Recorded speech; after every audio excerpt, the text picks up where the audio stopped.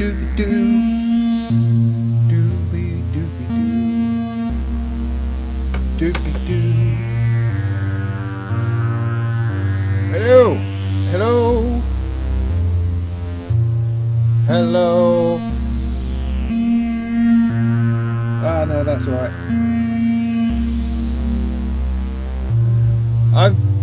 I'm in a panic as usual. I'm not quite sure what I'm doing or how I'm doing it, but we seem to be here. We could well be live. You're very, very welcome to this evening's chat. If I can get a hold of myself, I'm sure we'll do something really fascinating. Just give me a sec.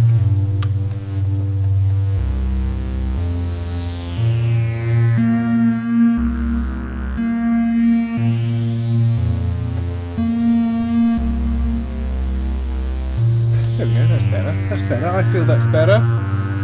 Good, welcome. I made it almost 8 o'clock, a little bit running late. You know, I couldn't find my glasses, and then I misplaced my phone. Couldn't get sound out of anything, you know. Usual problems. But I'm here now.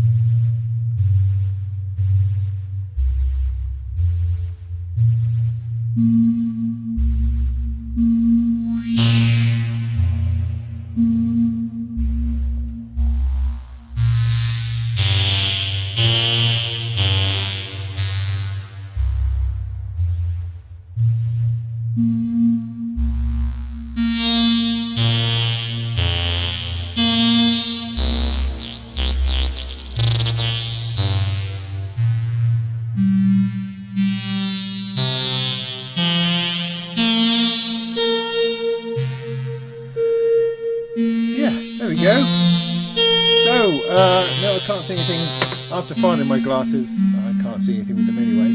I'm probably ready to start on a beer already, I think. Just going to bring that down, fade that away. We'll come back to that later, I think. Let's just say a few hellos to people and to the wider world. Of course, this is Molten Chat, number 36. I'm not really sure what that number refers to anymore. I guess it's the number of times I've put that title into these live streams, but I've done far more live streams than that. But these are the ones, if you're new to this is just where we kick back and we chat about synths and stuff and technology, bit of modular. We might play with some boxes of stuff. We might chat with each other.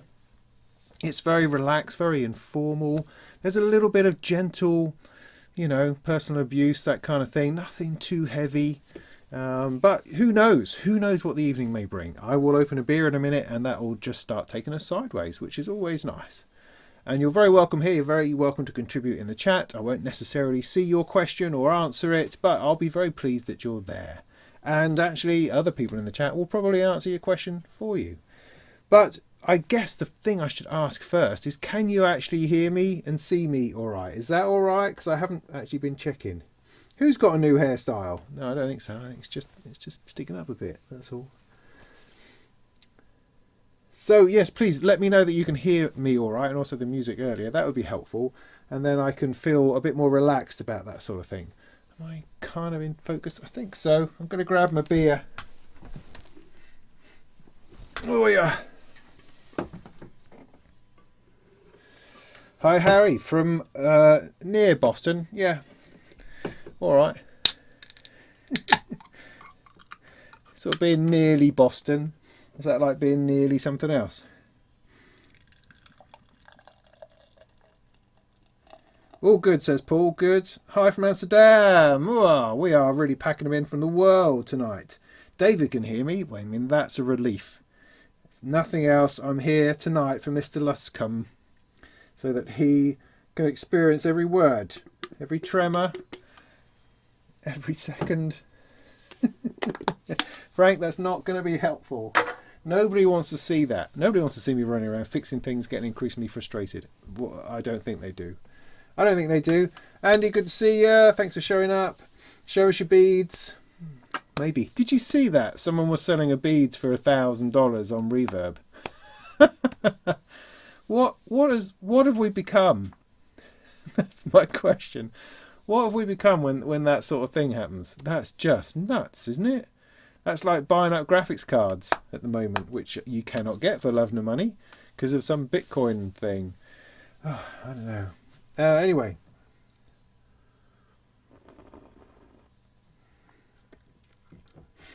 The Carpathian Mountains. That does sound rather nice. Sounds good. Wish you could taste a beer. Oh, well, it must be, what, 2 o'clock in the afternoon or something for you. But there we go. 2 streams at once. Why, who else is on tonight? I thought the Pro Synth guys had moved to Fridays. I thought they'd left Sunday kind of free for the ad hoc crowd like myself. Oh, who am I clashing with now? Who started? Because Jamie's earlier. Who else is on? Thank you. Thank you, yeah. Yeah. Went up to 1400, did it? That's crazy.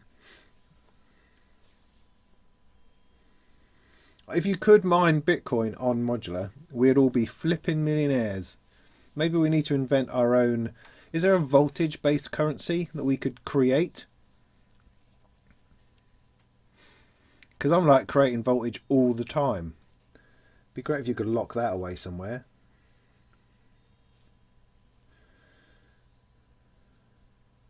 Anyone know if modern laptops suffer from the same turbo boost audio glitches as the Windows Surface? Yeah. It's not the Surface. It's the Intel. Well, it's the computer technology. Computer technology these days is designed to run super fast for short periods of time and then shut itself down so the planet doesn't burn. That's its main remit. Extraordinary performance, no planet on fire. And that's just how it is. If you want a laptop which is going to stay always on, always doing stuff, then you need what's called a desktop replacement laptop, which is a laptop which essentially has a desktop processor in it. And those are thick. They'll be about this thick. Noisy because of the huge fans inside. Heavy. But it's essentially a portable desktop computer. You know, otherwise... the technology is as it is. It's designed to turbo boost like crazy and then shut itself down, which is exactly the sort of thing we don't want when we're making music technology stuff, music stuff. But there we go. I mean, Apple, I suppose, is the other thing. But then you never know from one week to the next whether an Apple MacBook is going to work or not, or whether it even supports your interface anymore, or whether it supports any of your plugins anymore. So I think Apple is no longer the saviour of anything, to be fair. The only thing Mac has going for it at the moment is the fact that it can run the GeForce Poly 8 and the rest of us can't. God, blooming cheek. Anyway, Andrew, evening. Good evening. Good to see you. Good to see you. A capacitor bank. I imagine I would just get nothing but shocks from that myself.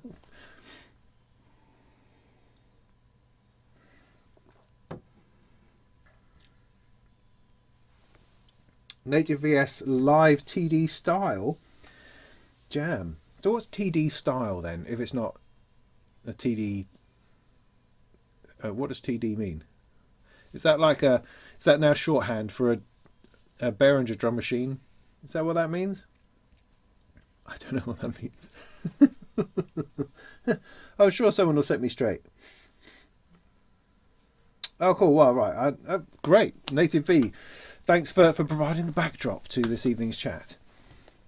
Cisco, good to see you. You don't mind if I call you Cisco. I think DB always sounds a little bit too weird. I mean, maybe that's your DJ handle. I don't really know. But I hope that's okay. I hope I'm not addressing you improperly. But it's good to see you here. Ken, great. Yeah. Linux, yeah, whatever. Never heard of it. No one ever makes anything on Linux, ever. It's a fiddly pipe dream. For fiddly people who just like fiddling with stuff. Did you find a workaround? Yeah, I've done videos on it, mate. What are you talking about? Tanuki D?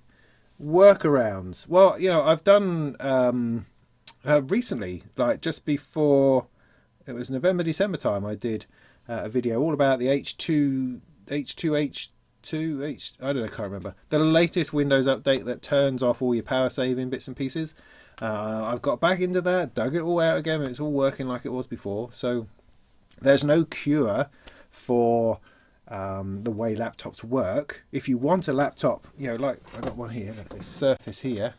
If you want a laptop which is cool and groovy and portable, long battery life, then you have to put up with a crappy turbo mode that's of no use to us making music. It's great when you're using Photoshop or when you're using email or surfing the internets.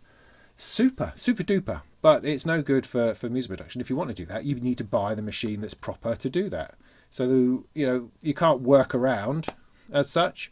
I've done the best I can. I've set it up in a way where you can turn off turbo mode so that you don't get those glitches, and it works brilliantly. So what more do you need, mate? What more do you need? I can't reinvent the laptop for you. If you want something, as I say, that's going to be rock solid, then buy a big fat one. There you are. There you are. Tangerine Dream. I don't know what that's in reference to, Andrew, but thank you. I appreciate that. Travasi, hey, good to see you. Nice. Oh, TD is surely always Tangerine Dream. Right. You see, that's exactly how cool I am. I have no clue what you're talking about with these mnemonics and stuff. It's like all the talk about poor old Daft Punk retiring. I'm going, really? Do I know any Daft Punk music? Oh, yeah, Tron. Yeah, no, I watched Tron, yes. And there was something about vocoders, which I don't like very much. Why am I saying this? I don't know. Just I am just so the least cool person in the room when it comes to understanding modern and cutting edge electronic music. I like what I hear and hear what I like, if you know what I mean, but I have no idea really. Tangerine Dream, yes, I did pick up an album of theirs a few years ago. I've stuck it next to I've got a Kraftwerk album, right, which is a before electronic music Kraftwerk, so like when they're playing flutes and stuff. It's phenomenal. I really like it. And I've got the 12-inch of Tour de France, which I bought at the time because I was somebody who was into robotics in the 80s, like you were supposed to be. And so I would do my robotics to that because it was in that breakdance movie. For those of you who remember, Electric Boogaloo. Yeah, no, breakdance too. Anyway, so yeah, there's no end to my coolness and hipsterness when it comes to not having a clue about artists and electronic music and all the things I'm supposed to have listened to and stuff. Although, I mean, it's swings and roundabouts, isn't it? I mean, I've got a whole load of information in my head about Jason Donovan, for instance, and his interesting things. Oh, I got, for my 50th birthday from my older brother, he sent me Mike Lindup's album called Changes, which he did, I think, in 1989, 90. I mean, wow, that's a blast from the past. But I was all over Mike Lindup back in the 80s, level 42, if you don't know. He was a keyboard player, and I knew all of the synthesizers he used on every single song, and was always disappointed when he changed over to an almost entirely Yamaha rig. I mean, he must have dumped Profits and Moogs and stuff all over the place, just kicked them out the back of the van and replaced it all with DX things. I mean, I was interested in DX, don't get me wrong, but it just seemed to be criminal. He moved from all these classic old synths to very digital set with with tracks like Lessons in Love and Rolling in the Family, and from that album onwards. But the Changes album is very interesting in as much as it's kind of classic. Running in the Family, level 42, it's funky, it's groovy, but it's also very pop and light and jazzy, and it doesn't quite have their real funk roots, which I really hooked into when I was a kid. What was I saying that? Oh no, I was going to say that I'm my oldest son, who's 14. I'm kind of gradually forcing's not the right word. We have like a movie night every week, where I introduce him to classic movies he needs to have seen, if you know what I mean, that are too ropey for the younger two to watch. And the other week, did I say he was 14? He's really 25, just to avoid any trouble. But we watched Blade Runner, which I hadn't seen for a while. I bought it again on Blu-ray. I've got a poster that came in the thing, special poster edition over there. Anyway, which was nice because I only ever had it on VHS. So I thought it was about time to update it. So I bought the final cut on Blu-ray, and I have to say that although the dialogue sound was not great, the music, Vangelis' soundtrack within that was it's so good. It's just extraordinarily good all the way through.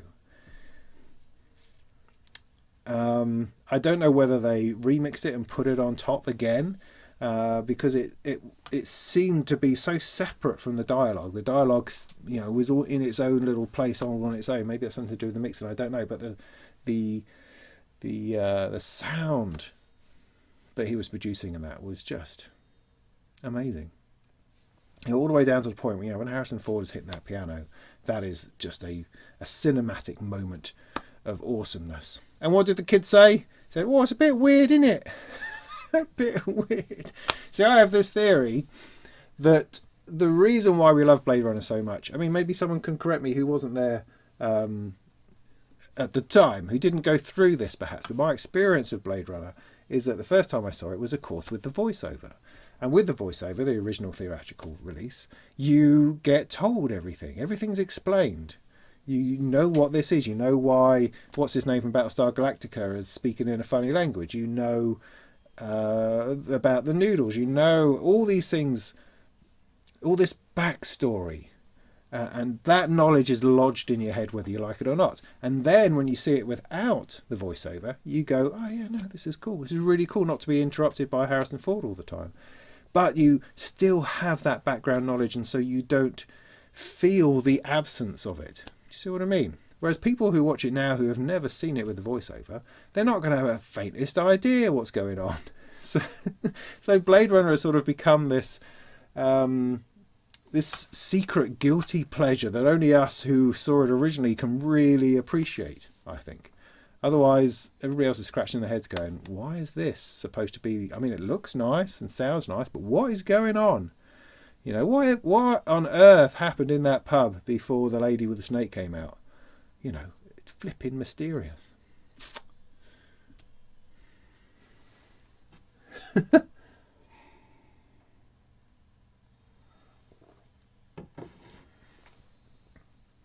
Greetings from Minnesota.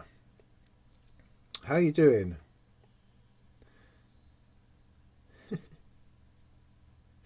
Herbie Hancock's Rocket, yeah. Yeah, no, I see, the funny thing with that, there's something about that Tour de France track which was just, I don't know, something else. The Rocket track, I've seen that performed live, by the way, is, I don't know, something too chaotic about it.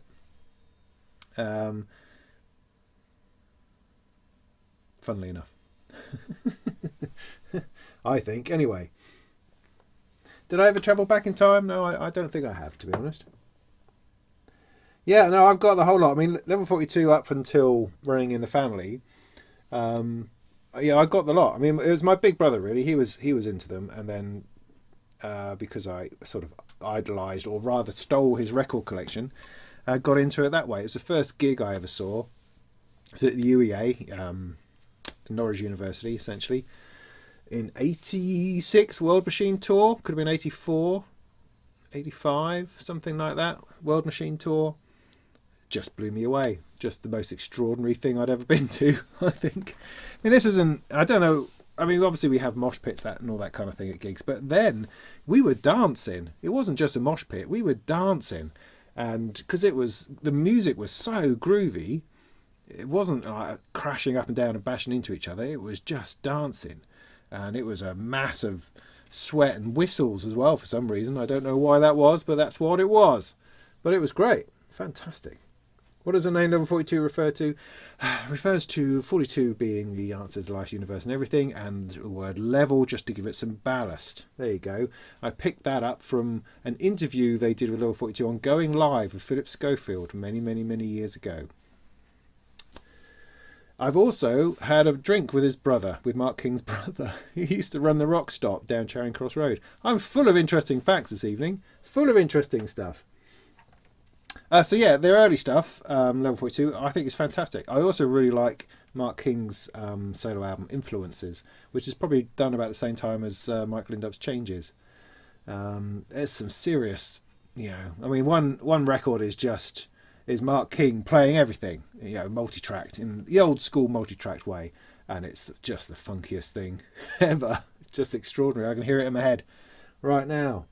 See, I know about some musics. I don't know about the cool stuff.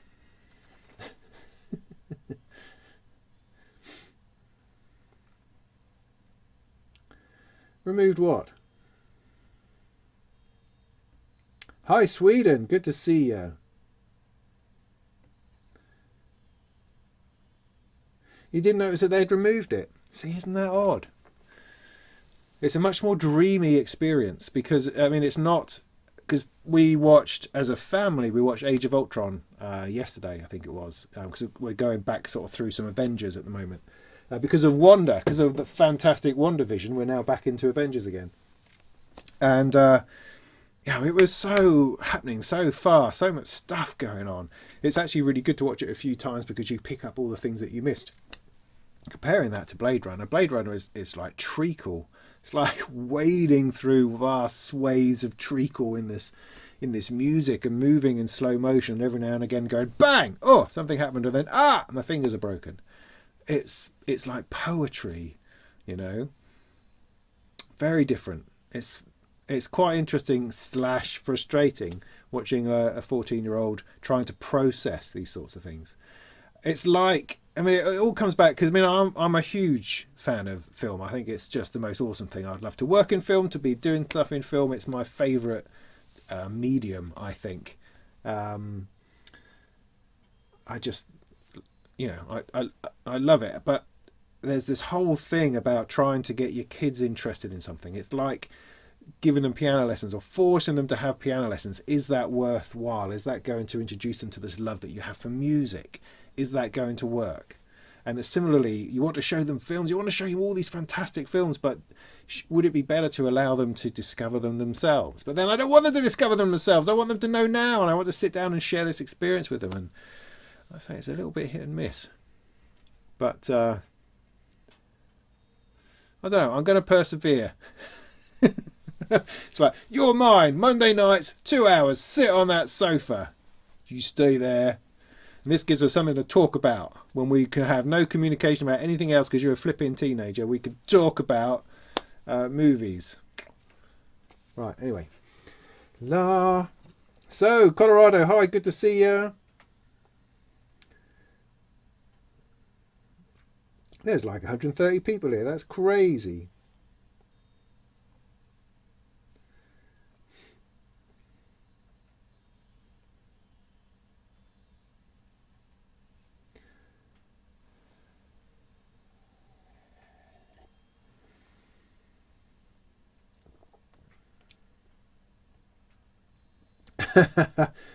Can't get your 33-year-old daughter to watch Star Wars, Ken. I know.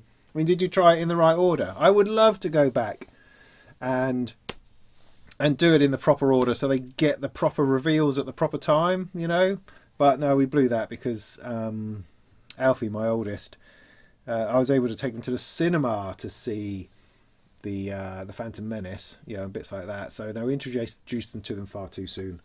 But never mind, you can't get it all right. Mel Brooks, not yet. Oh no, we saw Princess Bride. Does that count as a Mel Brooks film?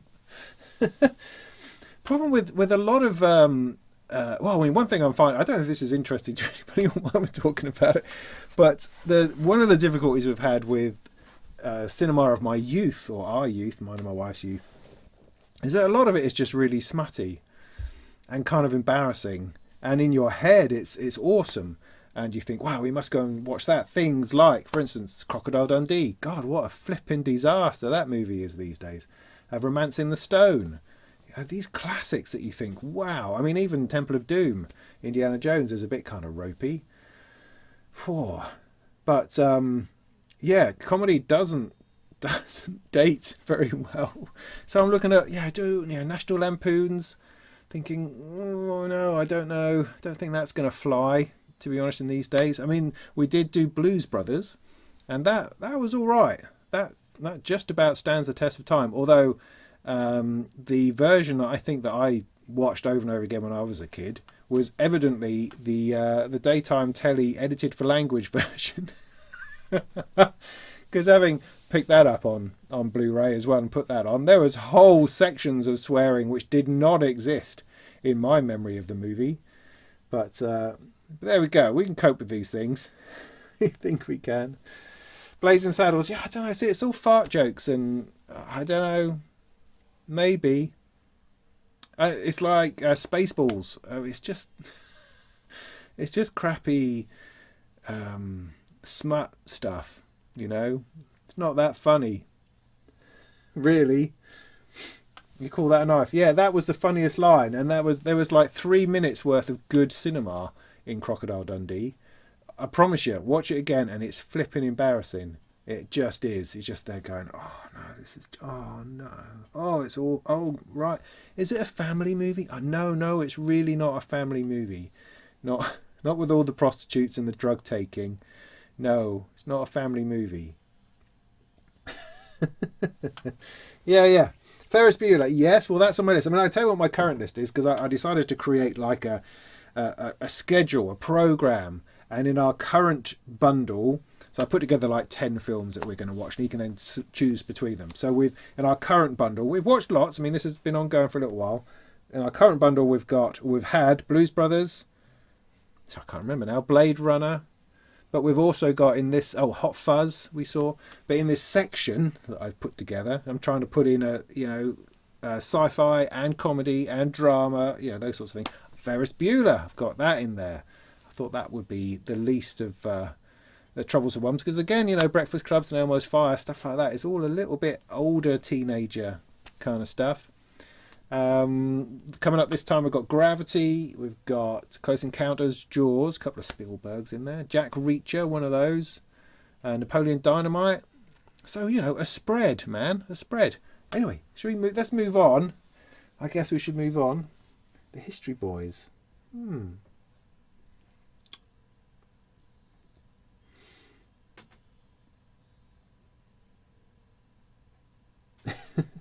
No, it wasn't like The Streets of New York circa 1984. No, it wasn't. Stand By Me, I don't know, it's a bit murderous. Raising Arizona, cool, glory. Point Break, yeah. Yeah, I mean, there's a lot of good stuff. You can keep going on forever. But as I say, they tend to reside in your brain as much better than they are actually in reality. Right, so we're half an hour in. This is all very nice reminiscing about movies and stuff. We should all just get together and watch movies. I mean, I can't think of a better pastime, really. What should we look at? What should we do? Andrew earlier talked about beads. I could do a little bit. I mean, do you want to see me fumble my way through beads? Is that a fun thing to have? Terminator 2, yes. Now, the thing with Terminator 2, so I'm getting pulled into this now, is that I thought it was important. One of these, it's like jumping to the second movie. Don't want to jump to the second movie. I thought it was really important for him to watch Terminator first. And so I had to watch that. Terminator 1 is what I mean. I thought it was important. You can't really appreciate Terminator 2, which is, I think, one of the most perfect Terminator movies, if not sci-fi type movies. It's just brilliant. Terminator 1, it's not as good, but it's quite good, pretty decent, but you need that really to appreciate Terminator 2. I don't think you can watch Terminator 2 without having seen the first one. Plenty of people do, of course. I'm saying that I don't think that's wise. So I had to watch Terminator 1 first of all, because back in the day it would have been an X-rated movie. I had to watch it through to make sure it was suitable, and it's all right. There's a boob perhaps, but generally speaking, it's violence as opposed to anything too bad. I mean, and kids these days play Fortnite for 24 hours a day, so it's not as if violence is a massive problem. But then perhaps there's another discussion. But anyway, we were able to get through the original Terminator, which he thought was pretty awesome, but Terminator 2 then completely blew his mind, which was fantastic. That's exactly how it should go. So yeah, I enjoyed that. But it's like with Alien, you can't watch Aliens. You have to watch the first one, even though it's a bit sort of long and scary. But those aren't on the cards anyway. No, those are genuinely bad and scary. So I'm going to leave those for a few years yet. You know, you got to take your choice. Deckard's voice into beads. Dark Star, yeah, absolutely. I haven't done anything with the 3PT other than use it for LFOs. I haven't looked in it any deeper than that. It sits there, excuse me, and occasionally gives me an LFO. I haven't done any. Did I do calibrating with it? Did I do that? I can't remember, mate. I really can't remember. Yeah, it is. Dark Star is pretty dull. It's one of those, again, you hit a lot of these films that have so many references into things he needs to have seen already for it to make any kind of sense. You know, so Dark Star is only interesting if you've already watched a lot of sci-fi. So there was another movie where what was that called? It was like a monster movie. Oh, it doesn't matter. But those are the issues you have. I mean, because trying to fill in those references that make the movies interesting is difficult. And in some ways you've got to think, well, they've just got to have their own culture. They've got to be watching new movies and stuff now. But what are those new movies that they should be watching? What? I don't know. We watched Tenet, rather. That was pretty groovy. Anyway, la-di-da. Battle Royale. Okay.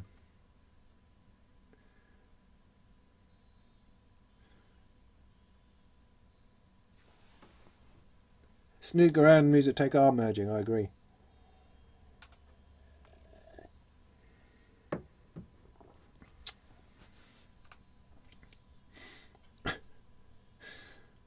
Yes, the argument with the bomb. Yes, indeed. That was brilliant.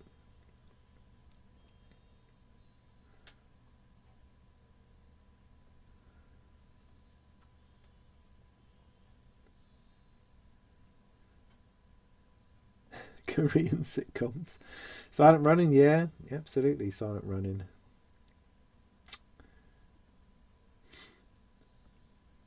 Do some FM. Right, okay. I was thinking about that. It might happen. The Commitments. Don't know. Again, it's a bit sexy, isn't it? Close Encounters, yeah, definitely. The Shining? No, I don't think so. Don't think so. Shaun of the Dead, quite possibly, because it's just silliness. War Games, yeah, no, I did that already.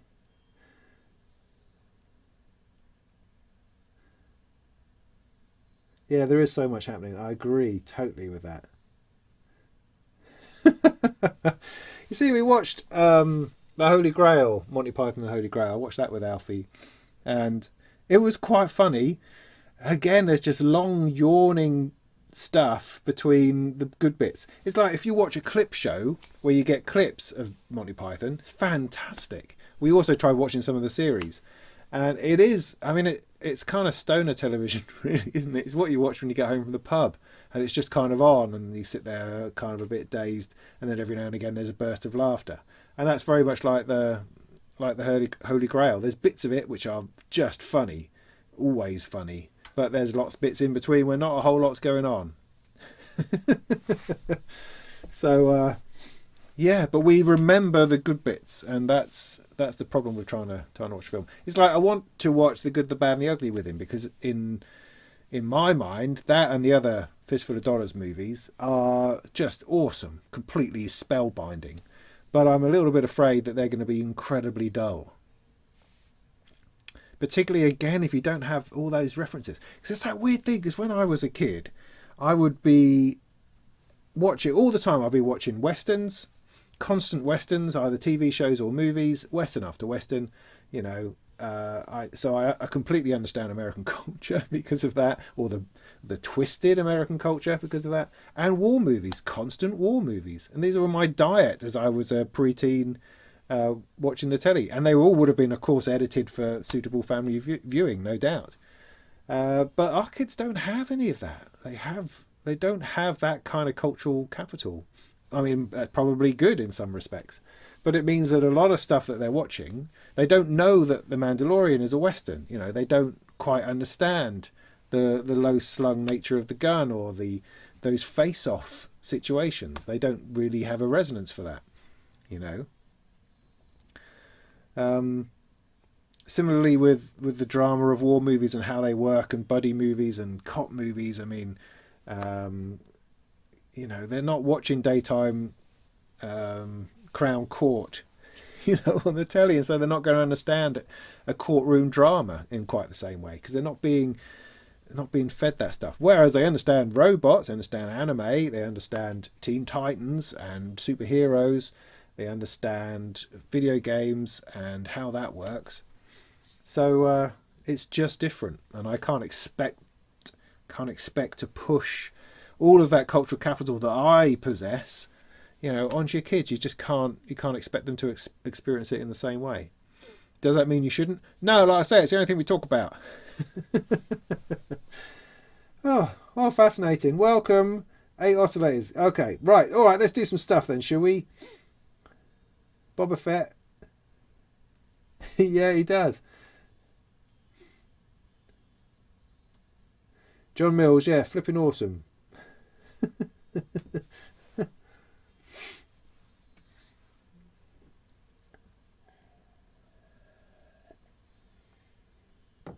The Crow.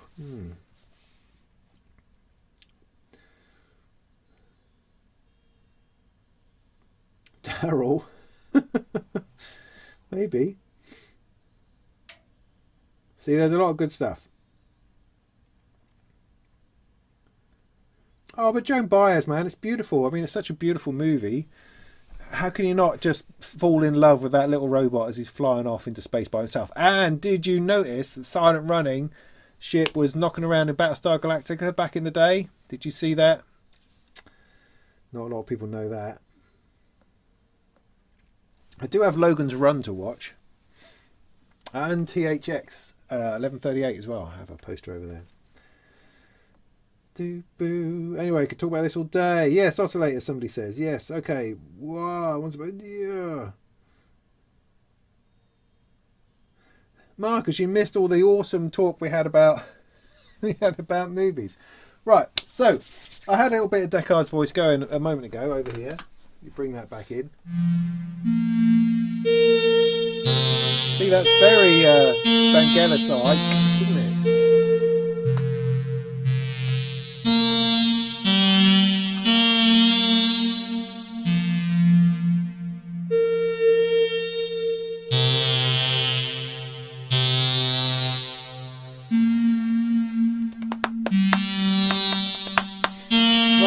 I just need to work in a little bit more effects, I think. Can we bother to turn that on over there? I'm going to need the power.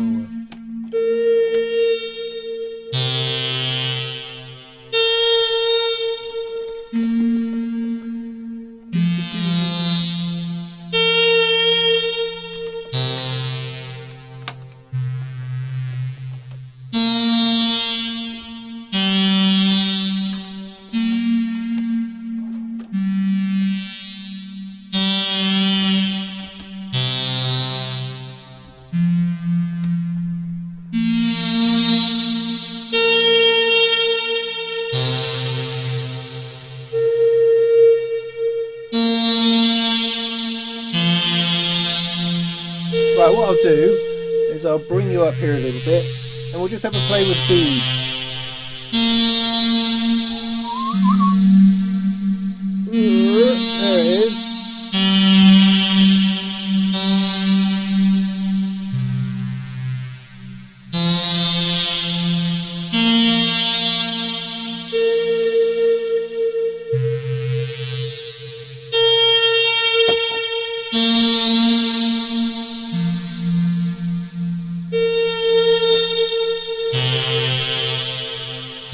I've got it full bypass at the moment. Now you might have to help me with this because I don't really have any clue as to what I'm doing with this yet. Let me see if I can make something happen and then maybe you can give me advice on it.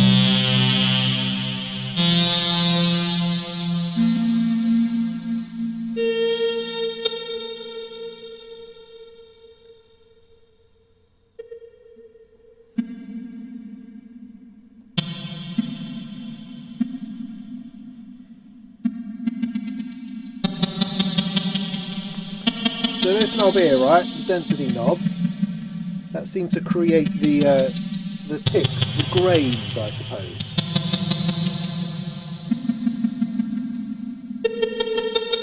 And they seem to be shaped by shape. So if I put it here, you get this very sort of fast attack, slow decay. And I can change the size of that envelope by doing a bit of this.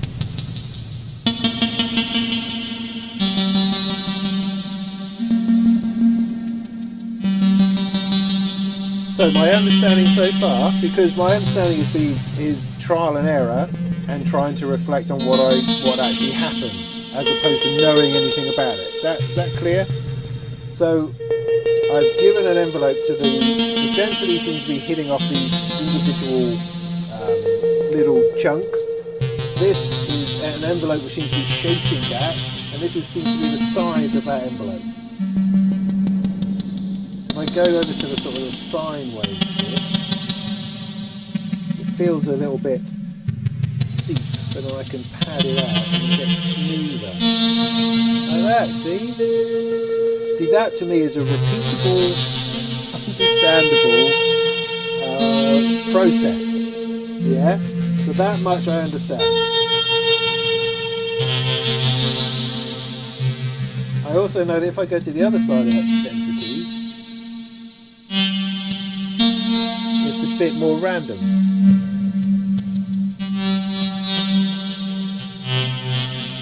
That's quite nice. Now if I take the shape sound, the shape knob rather, all the way across to this sawtooth here, it sort of becomes a reverse.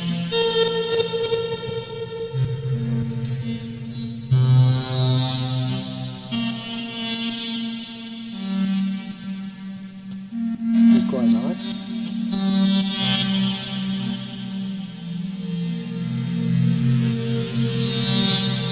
Like that, that's quite nice.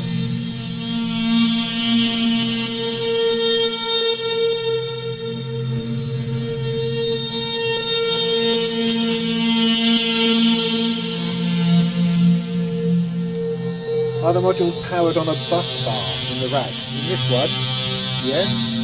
Not in the other ones. Is that an interesting question?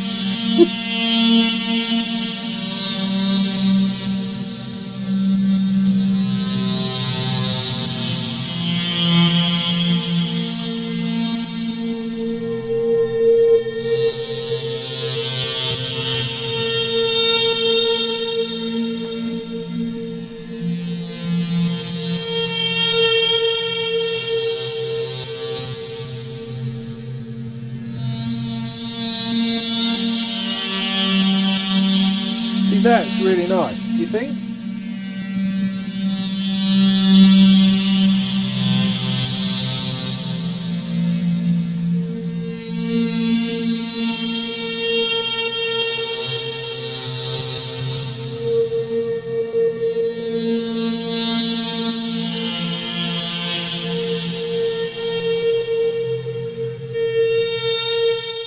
Right, I'm going to bypass it, so I've put it all the way back to dry again.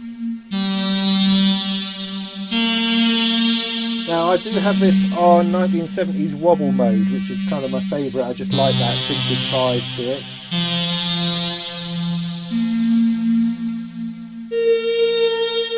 So bring it back here and all the way around.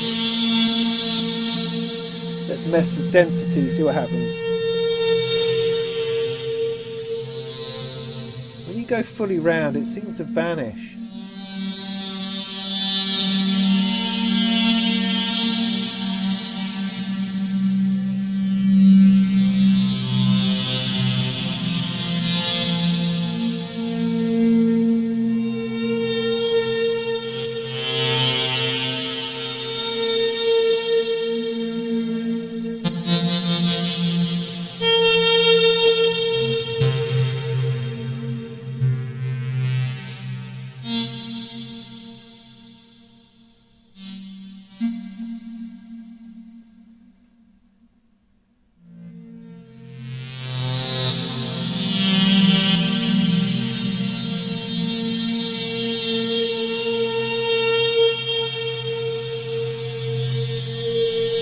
next thing is pitch.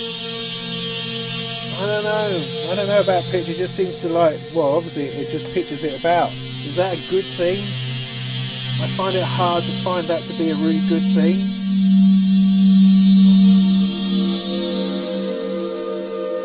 Gosh, that's a really good thing.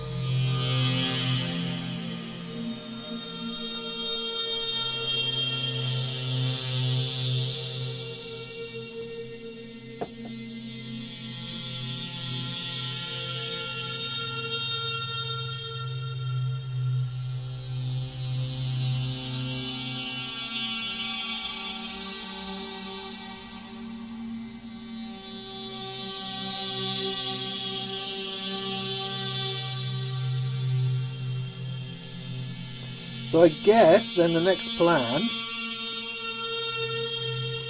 can I modulate the pitch? Yeah, probably. I'm not entirely sure this one. Oh, it's probably already being done and I'm just not even noticing. No, I haven't, well, I don't know, I haven't turned the attenuator. Don't know. Let me use, because it has this internal modulation engine, which is these knobs here. I haven't really done anything with it, but if I put it over here a bit, that should then do some pitch modulation.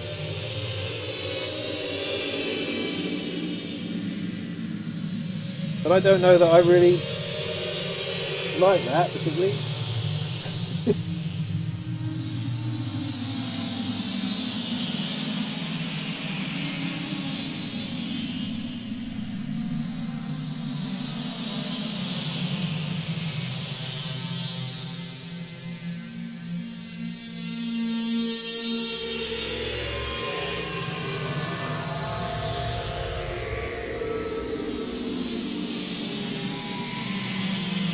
It just sort of becomes nonsense. I mean, maybe if I just whack it about is something I understand.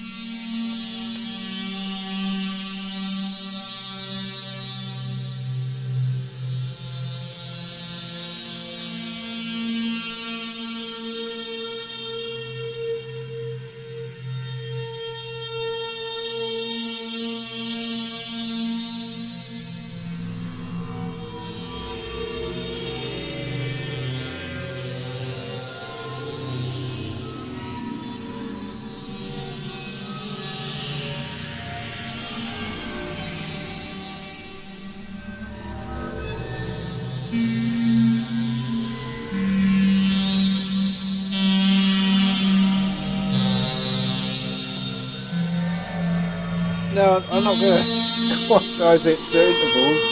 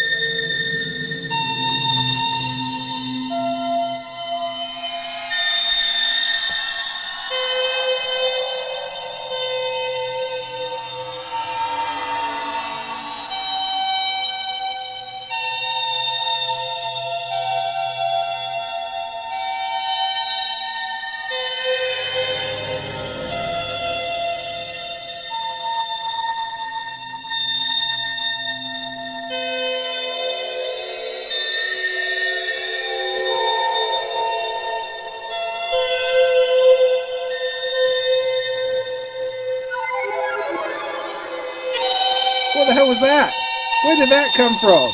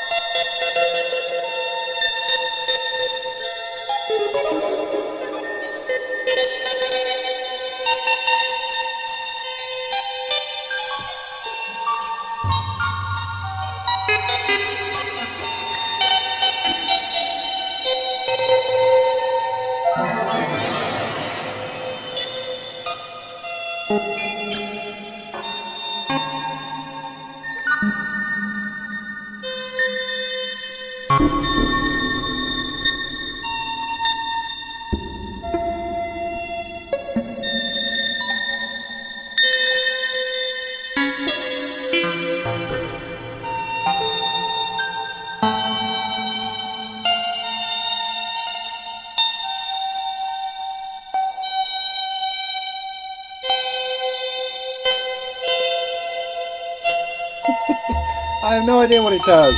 Mr. and Mrs. I sing the body electric. No clue. There's something about chopping up something that's coming in and turning it into something.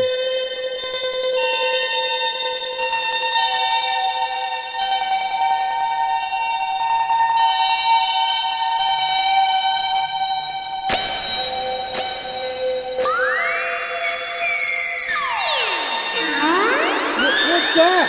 What is that?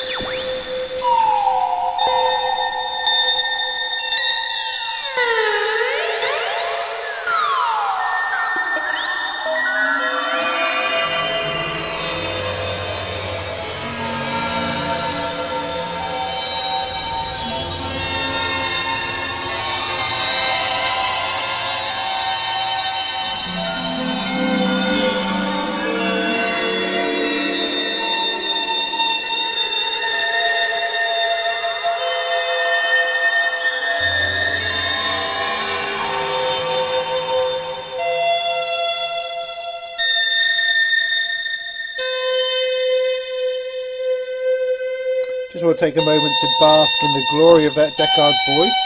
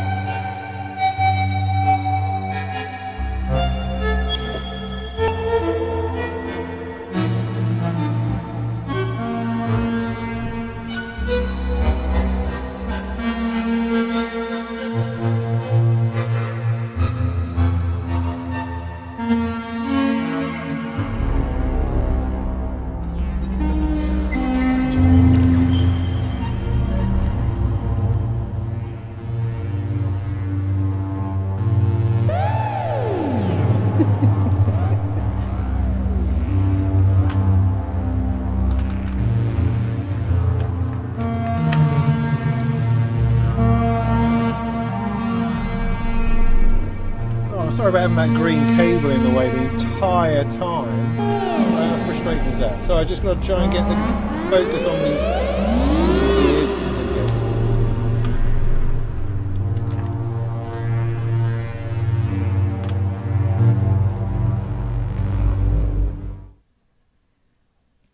No, I have no idea what the freeze does. I press the freeze, nothing seems to happen. I mean, the problem, if I remember, it's quite a while ago now, the problem I think I encountered with clouds was simply that nothing seemed to do anything. Everything was a surprise. And that can be nice, I'm sure, but it wasn't always nice. It was mostly frustrating because you'd end up turning something going, I don't have any clue as to what this is doing. So you turn, is this, I don't know, move on to the next knob, and then something would happen and you go, was that, and I couldn't repeat it. I couldn't then do that again. And it just ended up being just sort of throwing your hands up going, I've no idea what's supposed to be happening here. So that was my clouds experience, really. With this, it has that, definitely, but also I'm seeming to understand the relationship between these two things and this. So these three here particularly, I'm understanding the relationship, and I can put this to something and it will go dit dit dit dit, and I can change the way that goes dit dit dit dit by these two things.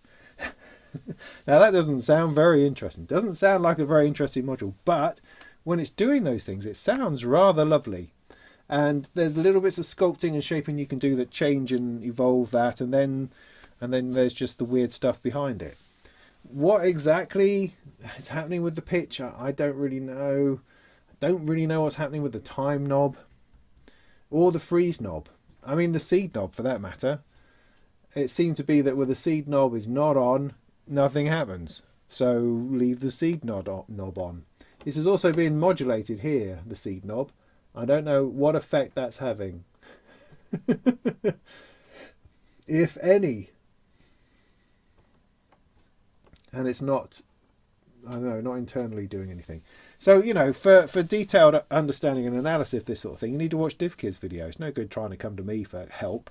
I'll just fiddle with it and say, this is what I get fiddling with it. And I appreciate that there's a lot of people out there who are also just fiddlers, and that's great.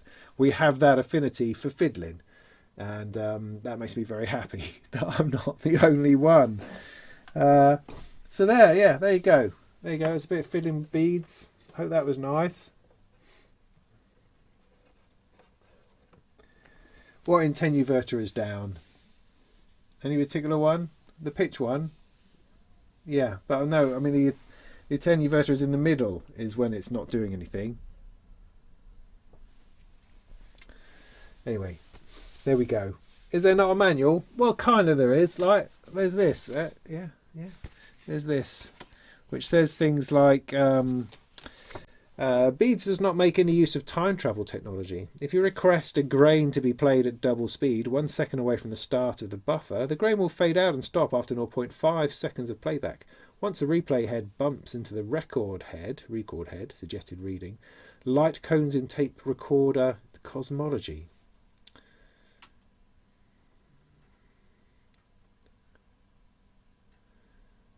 See? There you go. So there we go. I hope that was helpful.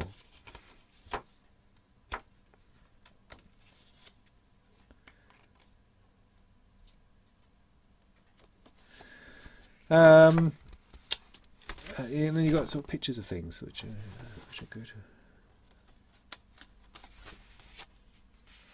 And there's something about feedback and stuff. I mean, feedback, that is to say the amount of the output signal mixed with the input signal and fed back into the processing chain. Each quality setting employs a different feedback amplitude limiting scheme, typical of the medium it emulates, you know, from clean brick wall limiting to grungy tape saturation. There you go. There's also something about panning, but I haven't plugged it in that way yet. So there's a lot of stuff in there, and I haven't read it. No, I haven't read it. I've delved into it a tiny bit, but I haven't really got to it. I like to intuit my way into these things poorly, as you can see. Yeah, just whittle. Exactly.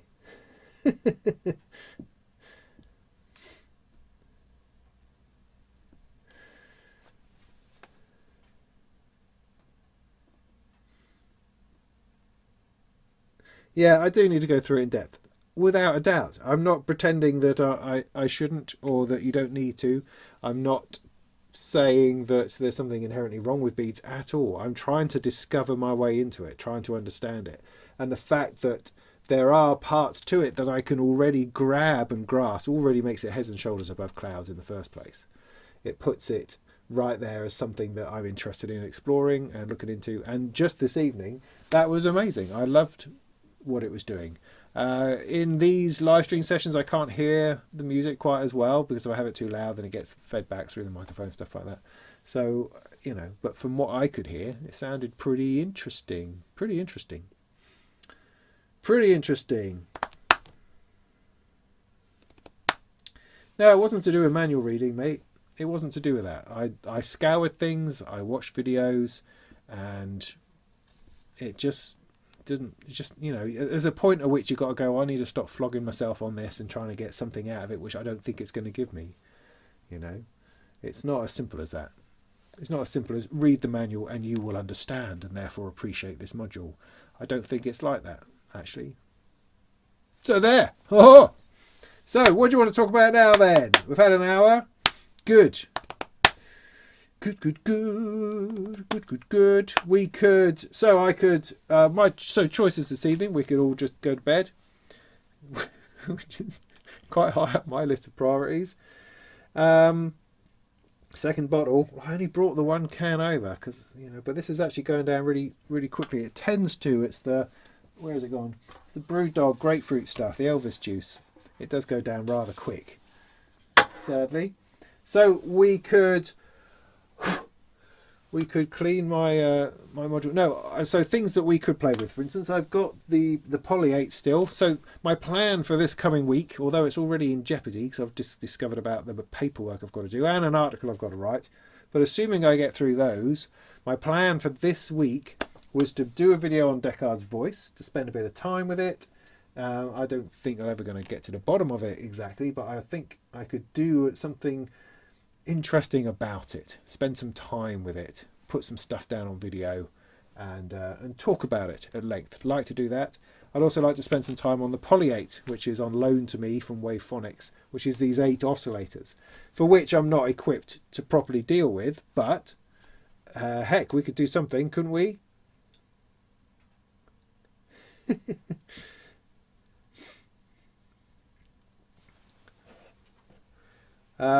So any thoughts on that, or if you have questions or things that you want to bring up in the chat, I'm quite happy to talk about those, whatever that may be. Yes, please. Great. Oh yeah, didn't you get some Volcas? Yes, I did. That's the other thing I have. I've got a box of Volcas, which is my other plan for this week, because I got the stand arrived. Oh, I could do that. No, I was gonna, well, we could, if you like, plug a bunch of Volcas together. That might be fun.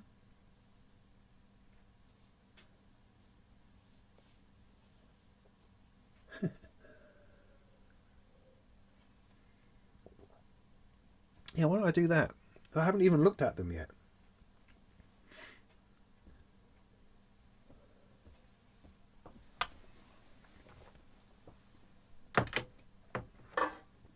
Damn it, that's the beer gone.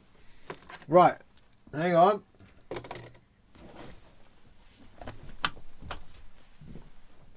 Oh.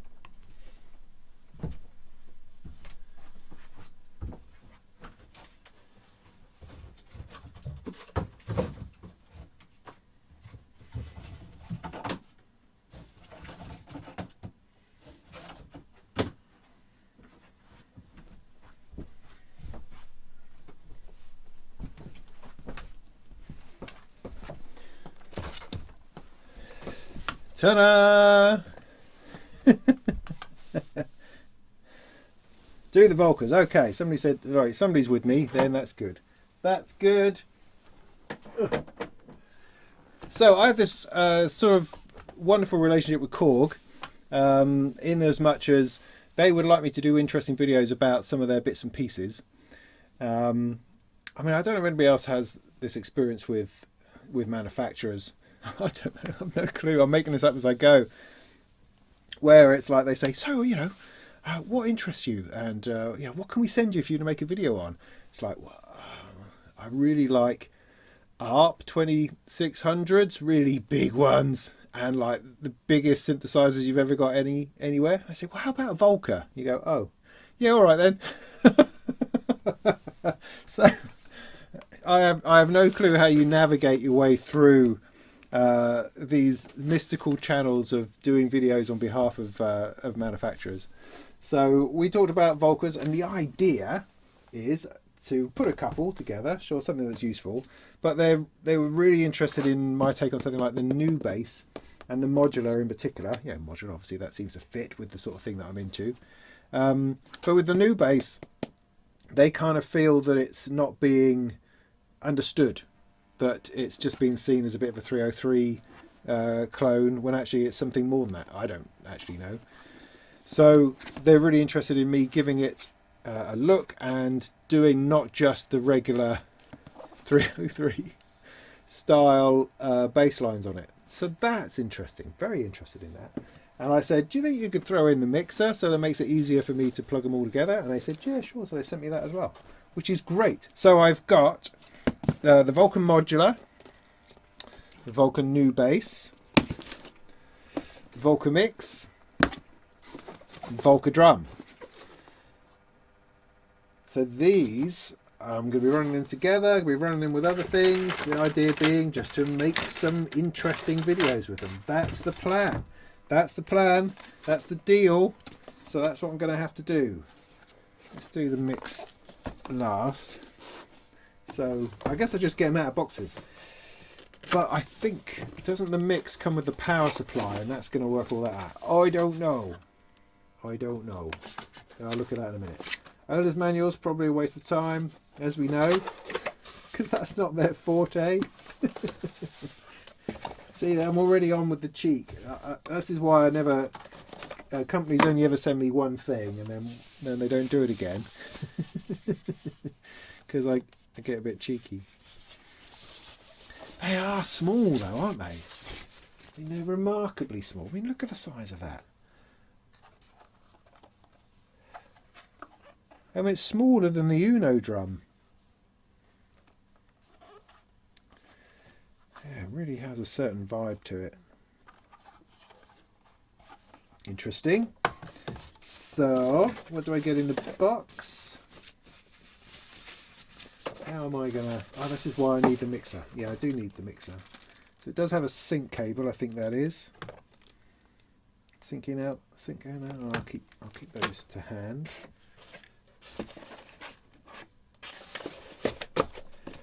Right.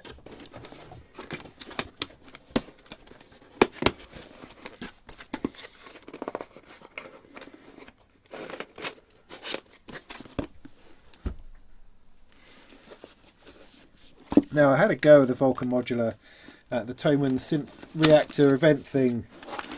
Not last year, the year before now. Good Lord. That's a long time ago. Ooh, that's a good idea. That's a really good idea. I had a go with it, couldn't get any sound out of it at all. Didn't know what I was supposed to be doing. But this is a good idea. Well done. Well done.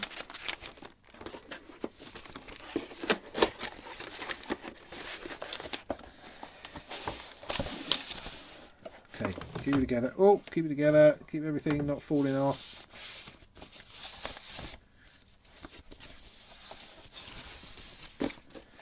Ooh, why is it I like the bottom of these? Really nice. So this is this weird fella. Patch wires.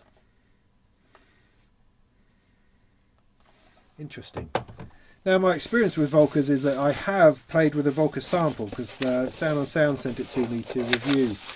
Kind of an update review because Paul Neagle did the original review of it.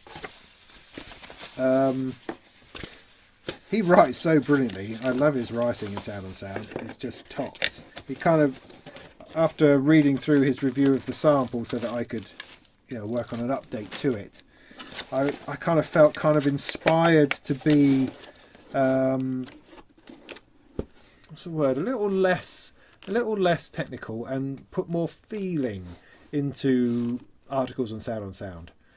because it tends to, if you're not careful, because of the limited word count, you're fighting with a word count, you've got a lot of information to get across, and you end up, there's a danger of ending up very technically heavy, and heavy on the specs, and how many paragraphs it uses up talking about the connections on the back, and the connections on here, and how the knobs feel. Whereas Paul was very much on a kind of explaining his journey with it, and how it made him feel. And I thought that was really interesting. And so, I mean, I like to write like that. That's how I write for Gear News, I think, more than anything. And it's encouraged me to, because I mean, often when I write a review for Sound on Sound, it's too big. It's always too big, and you spend all your time cutting the jokes out, and you cut out the feeling of it in order to make sure that the facts are right, and you end up with a very factual article rather than one that's fun and enjoyable. And so I've shifted, I feel, to cut out more of the facts rather than the feeling, just to put more feeling into it, because I think that's something that's not always there.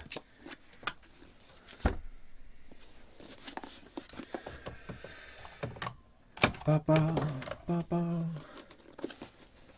what was I saying? Yeah, so yeah, I have had some experience, but I wasn't having to write an entire review on it, so I wasn't having to exactly explain how it works. I was just showing what the differences were between the older version and the new one. Oh, that's really nice. That's a good looking thing, that is.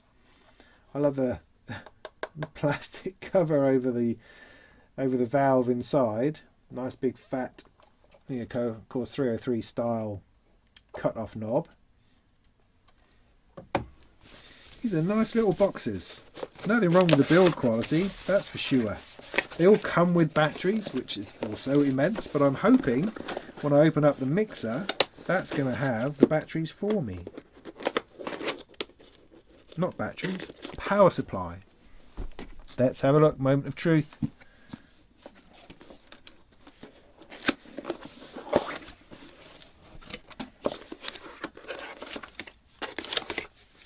Oh, hey, there's a lot of cables. There's a power supply. I think we're in business.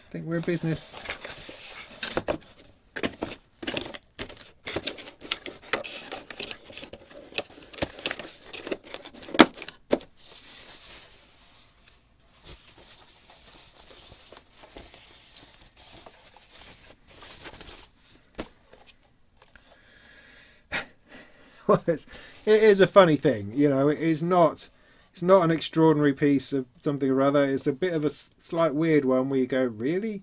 A whole mixer? But incredibly useful. Very, very useful. And particularly as it's the same size, because I have a case or a stand that I've got in for it. Because otherwise I'm going to tread on them, they're going to fall on the floor, they're just going to get all in the way. So I've got in a stand from a company called Sequence or something. Bought that from DV, I think, of all places. And that, I think, is going to be helpful. Let me just get my surface out of the way. Ooh. No, you see, the mixer doesn't have only 2 channels. It has 3 channels, hence the 3 Volcas. See? See, I know what I'm doing. So I can put those there like that. Put them there like that. And it makes for a nice collection. Look. I don't know why I've gone to a West Country accent. I'm obviously losing it. That there Voldemort, though, he's got a good Suffolk accent, hasn't he, eh? If anybody saw The Dig. Cool. You never see that done right. Never. Never do you see a Norfolk or Suffolk accent done anywhere near what it's supposed to be. But he did. Flippin' heck. Mr. Fines. Ralph. Did a bloody good job. And it's always good to see Lily James in anything.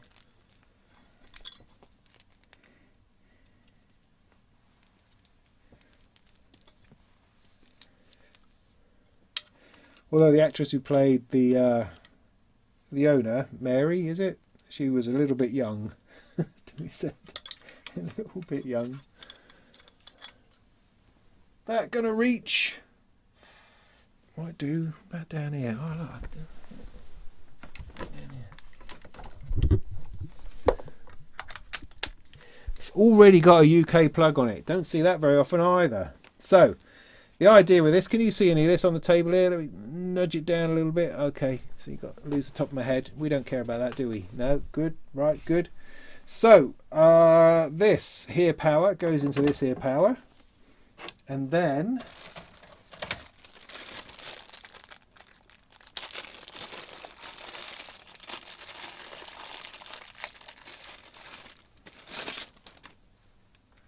you should be able to power all of these fellas. It's not going, it might reach. No, it might reach.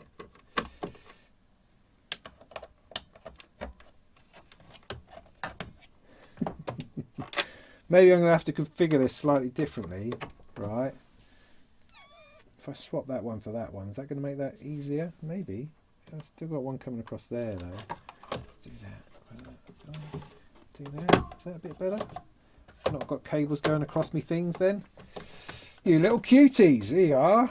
Now, that's plugged in there. Where do things turn on here?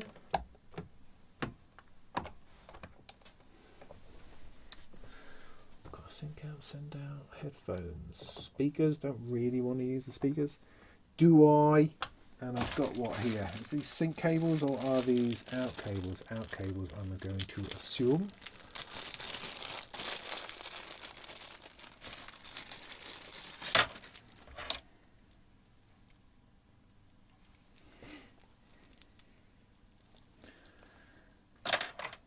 So, headphone out, should we say, into that one.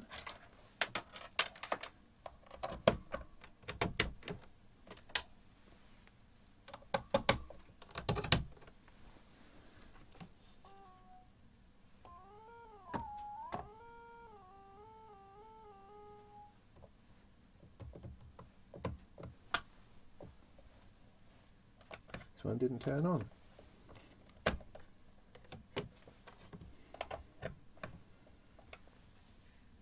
Oh, there we go.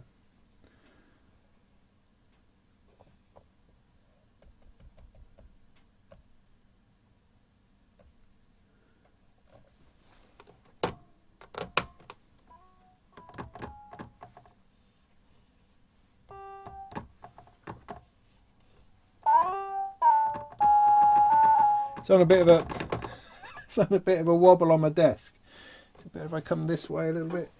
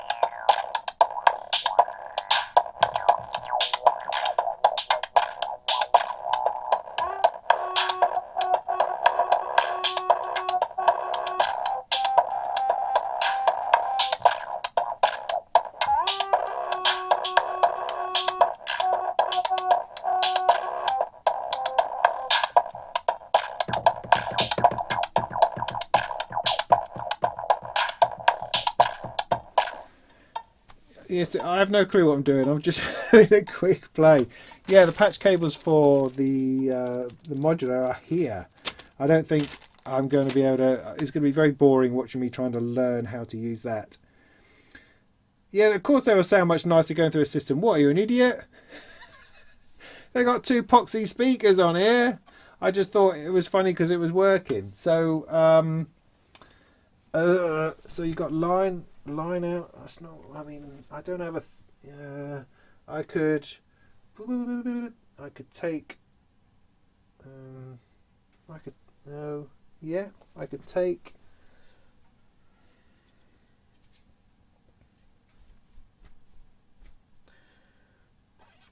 Honestly, I don't really have the right cables, but I could see whether this works.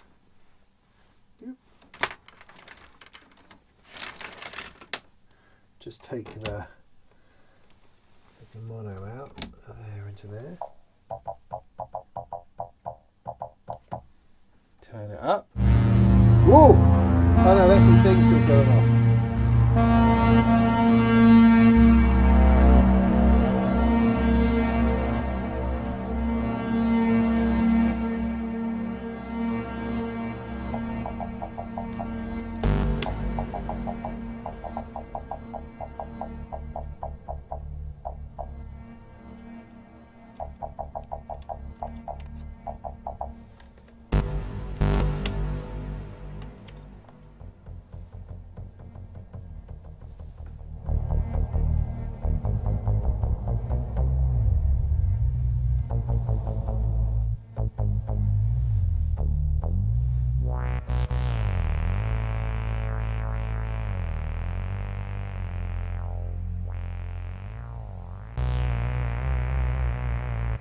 Oh, no, better idea. Better idea.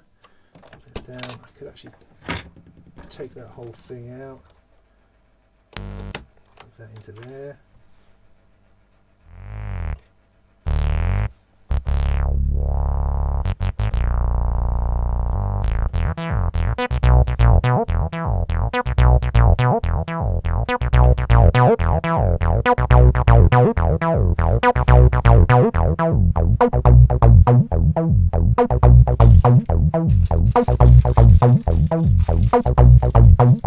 Let me know if these cables are sync cables. Are these sync cables?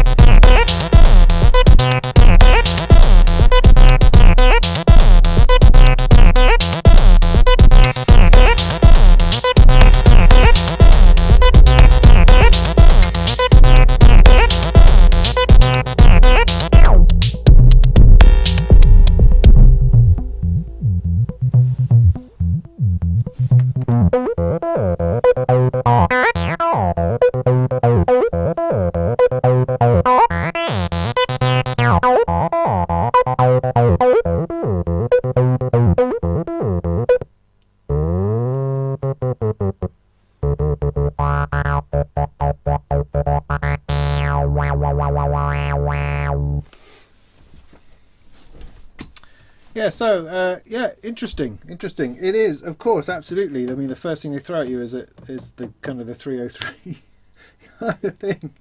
Yeah, a bit of rebirthy. Yeah, definitely. It's very much that. Interesting. Yeah.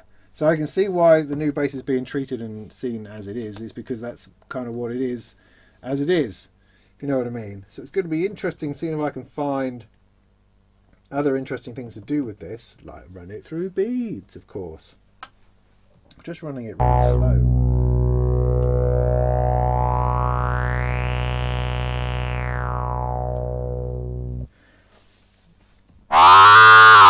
This does appear to be making some kind of noise, which is nice.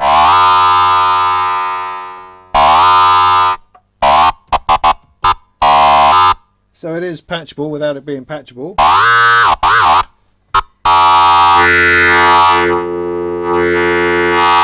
Wave folding.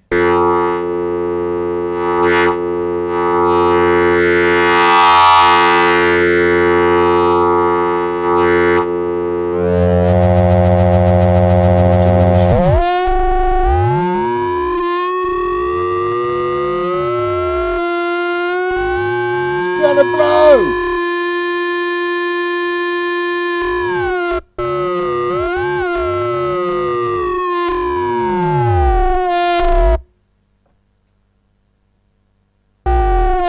Finger falling off the key.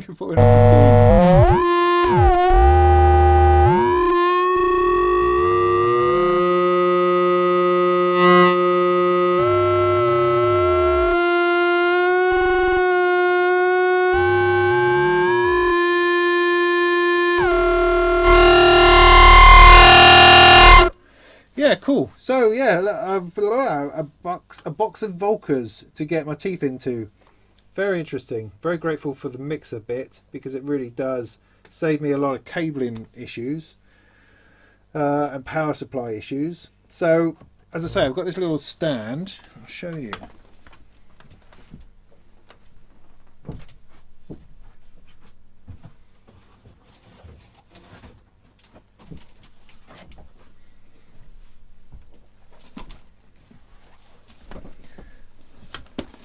This fella here looks like that.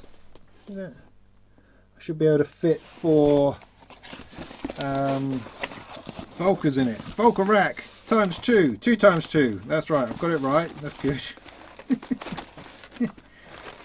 I was hoping to have this set up by now, but I just haven't had the chance. Might even make a little video on it. Maybe tomorrow. That might be a good idea. Little wooden sides. See that? See that? Nice, and that'll enable me to sort of have it as a little project space that I can sit down and work on properly. Because otherwise, if it just disappears into the mess of my world, it'll be a disaster. What are the prices for each unit? Oh, I don't know. I think Google's your friend there, my friend. I don't know.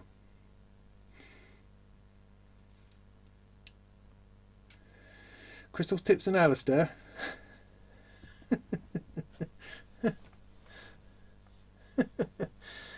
What? You're saying my hair's gone awry? What are you talking about?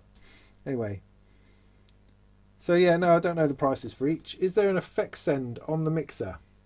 Oh, there's an aux in. There's a send out. There's a send knob. So yes, I do have a send. So I can route it through something. If needs be, which will be good. You were hearing that dry. It wasn't going through anything else in particular. So there is one of those. There's also a tiniest bit of EQ, or sort of a low-high cut, which is cool. Something called widths, dynamics, speed, tempo. Why would there be? Oh, because you can run the sync from here, I suppose. You can set the tempo on the mixer. And there's a play button. I didn't even notice that flashes. Cool, right. So I can do me sync from there. Because I mean, the Volca mix seems almost like the least important part, or an unimportant part, or a slightly expensive little mixer to have with it, but it is. I love the way that it is absolutely the same size, so it's going to fit perfectly in my little case. That it's going to give me a self-contained little unit. I really like that. Obviously, I could wire in some other mixer and do it in a bigger, more interesting way, but this just really appeals. You can stick them on your lap, says Ken. Yeah, exactly. You know, I could potentially take the Volca modular to bed, you know, and sit there fiddling with it until I can work out how on earth that's supposed to work. And that appeals. And this is also, I mean, it's a bit of a challenge for me because I don't often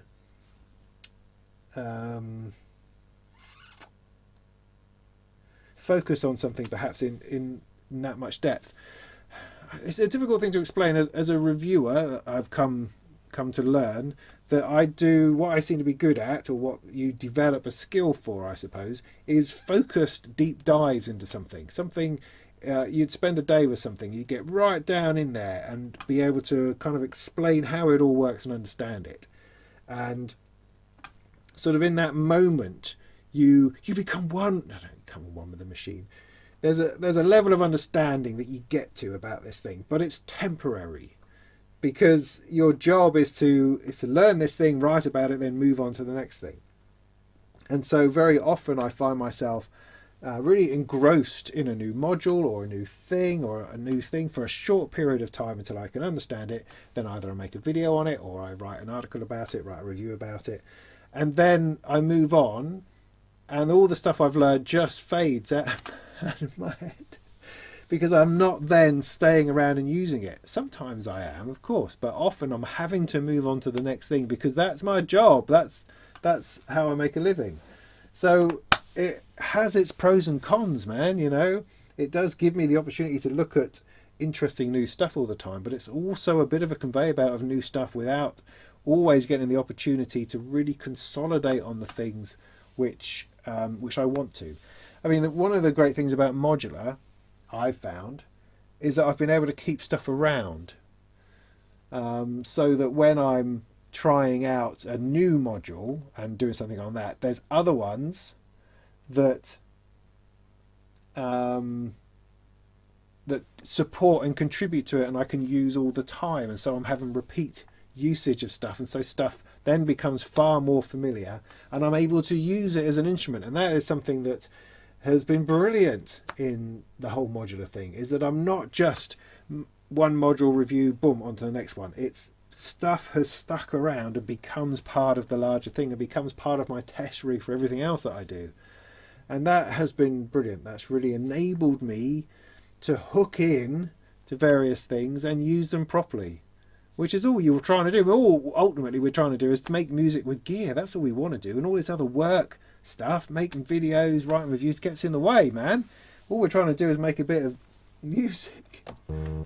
So what am I saying? So with this, I'm hoping to focus on this for a longer period of time, rather than, because I'm not Sound on Sound haven't asked me to do a review on any of these. It's fine. These are for making interesting videos for, on behalf of Korg, because Korg have sent them to me, and that's what I plan to do. And because there's more than one, I'm not just going to sit there, do the day spent on it, do the video and move on. I'm going to spend a lot more time with it. So that's quite exciting, and as I say, challenging to my attention span. So that's cool. That's cool. You can use a guitar pedal power. Yes, you can, like what I've got here.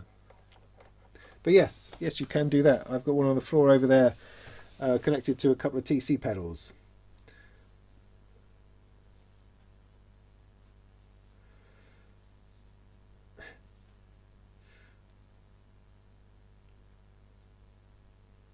There's 3 Volcas and a mixer. Thank you, Pete. I appreciate that. Oh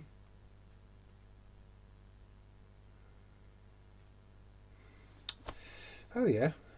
I mean MIDI is another thing I'm quite interested in, because these do have MIDI ins, and so the potential for connecting something and actually playing it, rather than these farty little keyboards here, I can play it from something a little bit more real, which is interesting.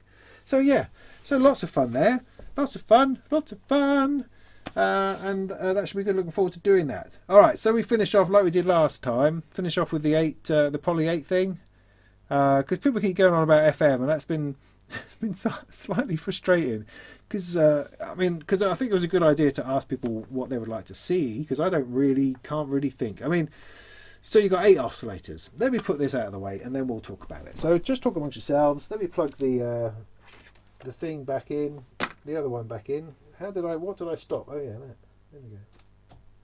And listen to that for a minute.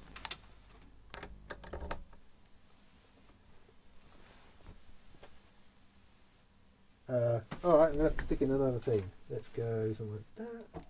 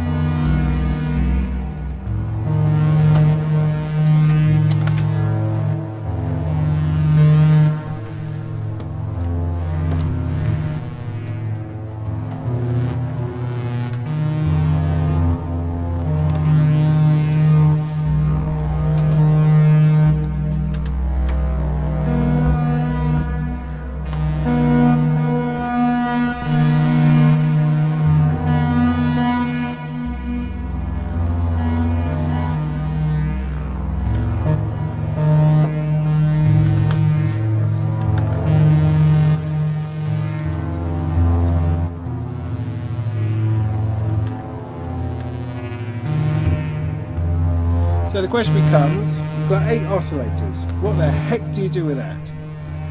Now, Wavephonics are working on an entire polyphonic system. So you would go from your VCOs into filters, a proper 8-channel filter into an 8-channel VCA, and it would all be super smashing great. I don't have any of that. I only have what I have, and so my choices are kind of limited. So I put a feeler out there saying, what would people like to see me do? So off the top of my head, I mean, I had some good suggestions, which are fine, which kind of married up with the things I was thinking of. First of all, just 8 oscillators in a row as a single note. So take a note from a keyboard, excuse me, mult it into every 1 volt per octave input, tune them all the same, play some notes. Big unison type thing. That would be very good on sawtooth, make it a bit of a super saw styly kind of sound. That's fine, I can do that. Probably more realistically is to pair up oscillators to make a 4-voice something. But how am I going to use that? Yeah, okay, so unison is fine. To try to do something polyphonic, I will need lots of things going into the 1 volt per octaves, which I could run 8 different sequencers into it, but that doesn't then become polyphonic. You need to be able to play a chord which then works through each of the oscillators. So I have this module over in a corner in a box somewhere called the Her mod, and that has a MIDI interface which kicks out, I think, 8 channels of CV, and I think you can use it to convert one MIDI controller into what goes around different notes every time you hit a note. That makes sense. So I could use that to do some proper polyphonic stuff. So that would be interesting. However, I don't have enough filters to make voices for each oscillator. So instead, what I'll probably do is pair them up. So 2 oscillators per voice, run that into a little mixer and then mix that through a single filter. So it's kind of a polyphonic paraphonic hybrid. Very exciting. And then run that and see how that works. That might be interesting. At least, I mean, that's, like I say, I'm going to sit down this week and look at it and see if I can work a few things out. But the thing that kept coming up time and time again was, oh, you should make an 8 operator FM synthesizer. And I go, yeah, but it's an easy thing to say, but how does one actually do that? Because people talk about, I mean, FM is a stupid, unhelpful term. No, it's not. It's not either of those things. But FM is 2 different things. FM, frequency modulation, just modulating the frequency, is vibrato. That's frequency modulation, yeah? You're vibrating, you're modulating the frequency a little bit, and that gives you vibrato. That's a long way from the FM, which is sticking a sine wave into the arse of another sine wave to make it wobble at ridiculous speeds. That's a different sort of FM. And Yamaha built synthesizers in order to accommodate that kind of behavior, but they didn't do it with just a string of 8 oscillators. It was a lot more complicated than that. You've got all sorts of ratios and envelopes and operators and comparators and modulators all going on. So to just say, oh yeah, make an 8 operator FM synth, I don't even know what that looks like. What is one supposed to do with that? However, what I could do is I could cascade the sine wave output of this into the FN of that, take that, then out into the FM of this, and so on, and see what that sounds like. To me, off the top of my head, I think it will sound pretty crappy.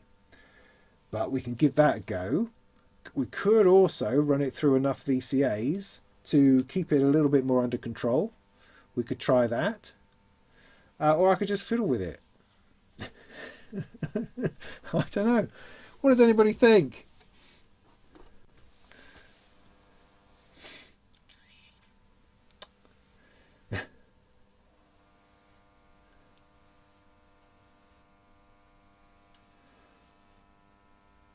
Yeah, I know Robbie will be offended.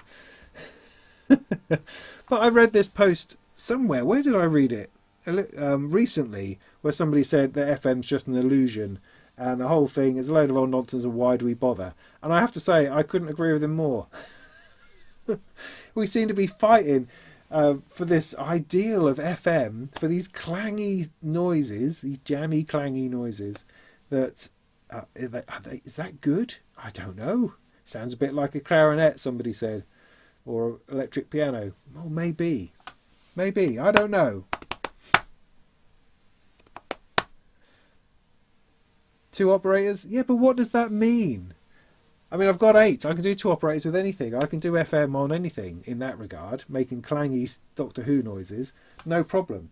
All right, so let's rather than just sitting there talking, let's sit here and let's do a doing. So I'm gonna just take the output. Right, ready for this? Output of oscillator 1. What am I going to use? That one. There we go. How's that sound? Now, I haven't actually plugged this in, so am I going to have... Do I need anything over here? I've got VCAs, but I've got VCAs over there. They're probably easier to reach. Something's burning. Hang on. That's something leaning against my the thing. So I could take this power. Have I got one of those that reaches? Could I opt out of there? Do I need the bottom end? I'd quite like to. La-di-da. The problem of not having quite enough power supplies. I do somewhere have enough power supplies, just not quite to hand. What's that one? Oh yeah, no, that's from there. Look, that's going to reach. Do you think that's going to blow my system? Well, let's turn that off for a minute. Put that in there. Oh, the tip-top ones are just slightly different. God, you bugger. You bugger. Is that gonna... No, that ain't going to go. It ain't going to go. Oh, that's a shame. Do I have another one of those?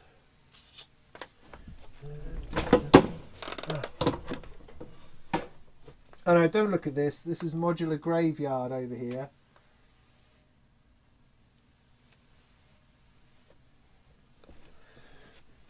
I do have another case turning up. Don't tell anyone, right? Got another case turning up. It's going to fit here. And then all my problems will be solved and I won't ever need to get another module. Yeah? Alright, I'll have to take this.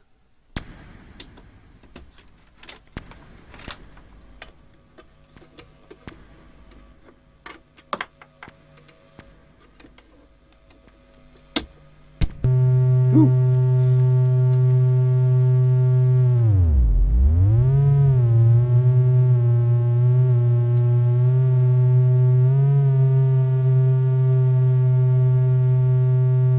Okay, so there's the sine wave.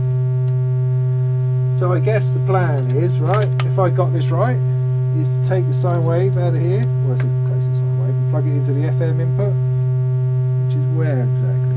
This one?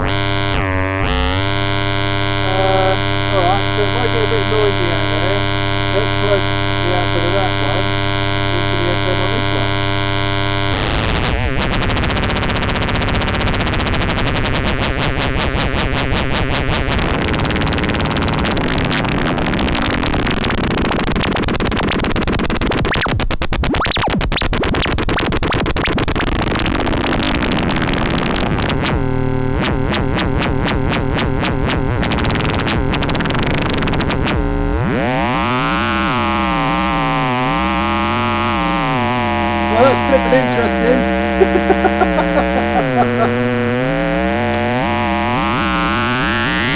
Alright, let's do the next one.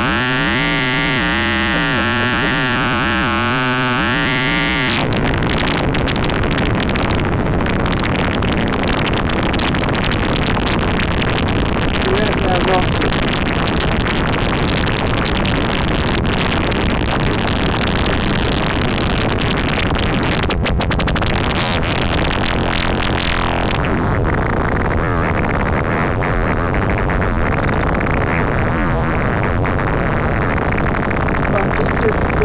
So with 4 operators, DX100, right? So it's just like a DX100. I used to have takes, right?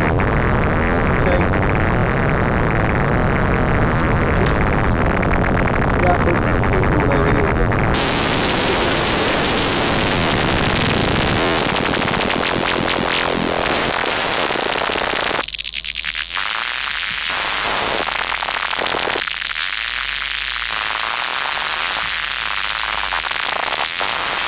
Easy on the modern mount, somebody says. Alright, I'm going to bring those all back to 12 o'clock.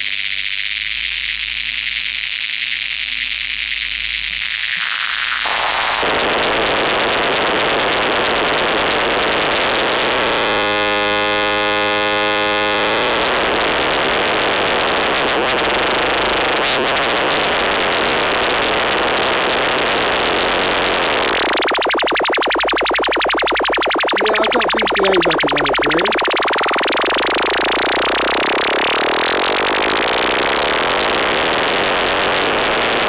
Speak up, you can't hear me, sorry.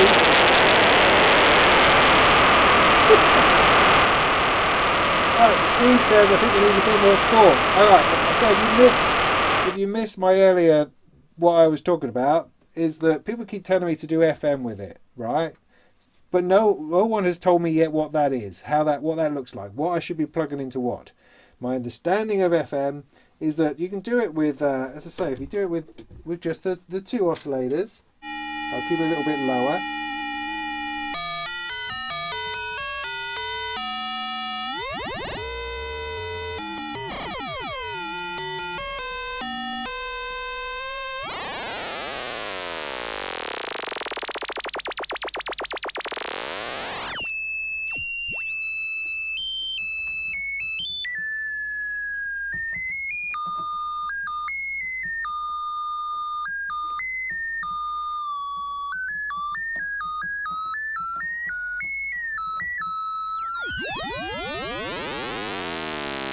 That's interesting, see, that is interesting. Once you go beyond that, it just becomes nuts, doesn't it? Unless you have some kind of computer control which is dealing with the ratios and the tuning and all those sorts of things also running into it. Have all oscillators tracking the keyboard for a start. Okay, see, there's a good bit of advice. We like that. Now, for that, I'm going to need all sorts of things.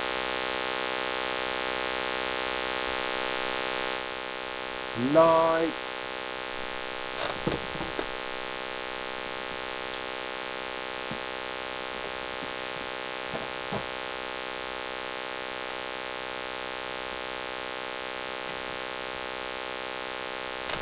okay, so take this. Where did I go? That one? No, not that one. This one.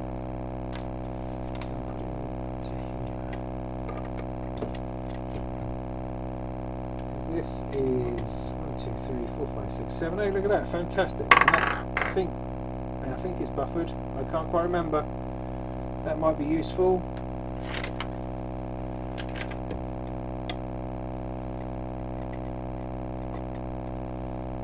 So you want them all in the same.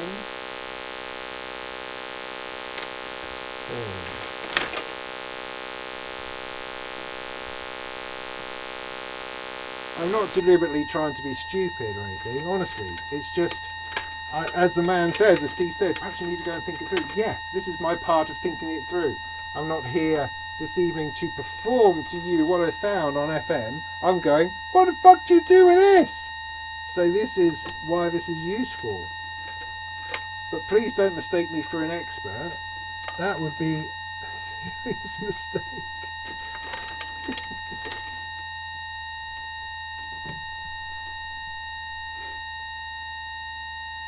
Where am I? There.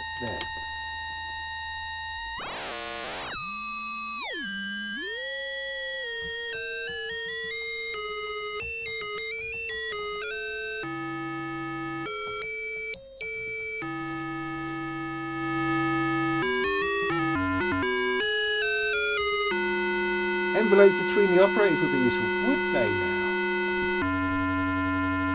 So the question is then, well, obviously lots of questions. Should the oscillators be tuned to each other?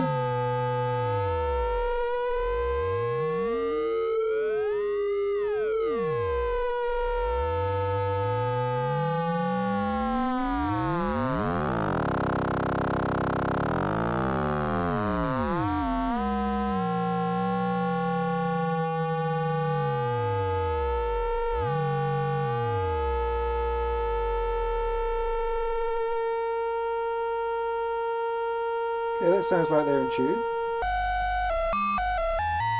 Only momentarily.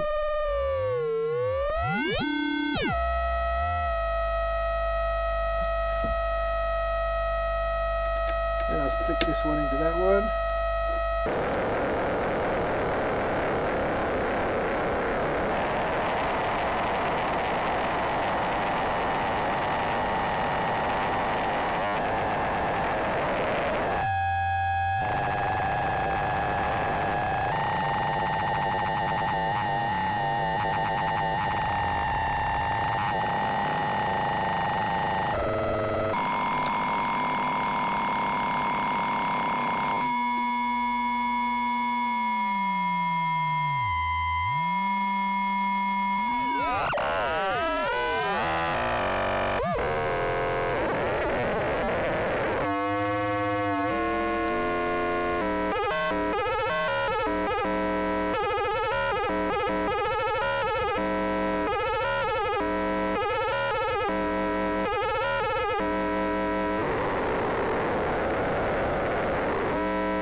Oscillators. There's interesting tones to be found, I think. Yeah, no, totally, Steve. It's alright, mate. It's totally alright.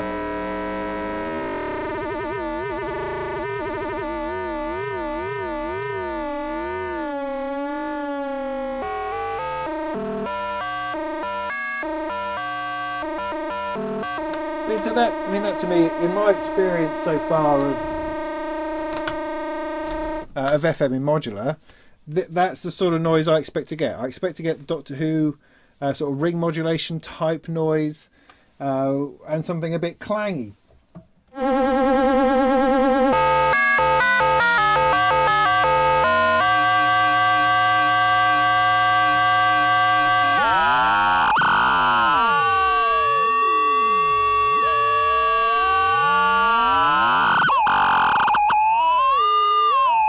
And I quite like that.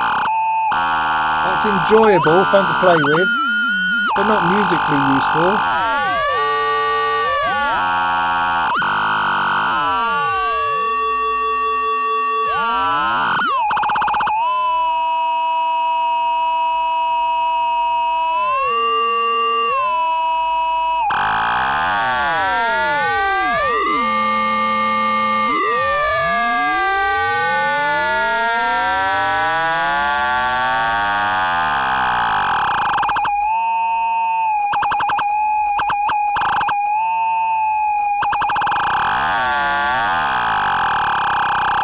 Yeah, Tanuki, that's spot on, that is. Now I know what I'm doing.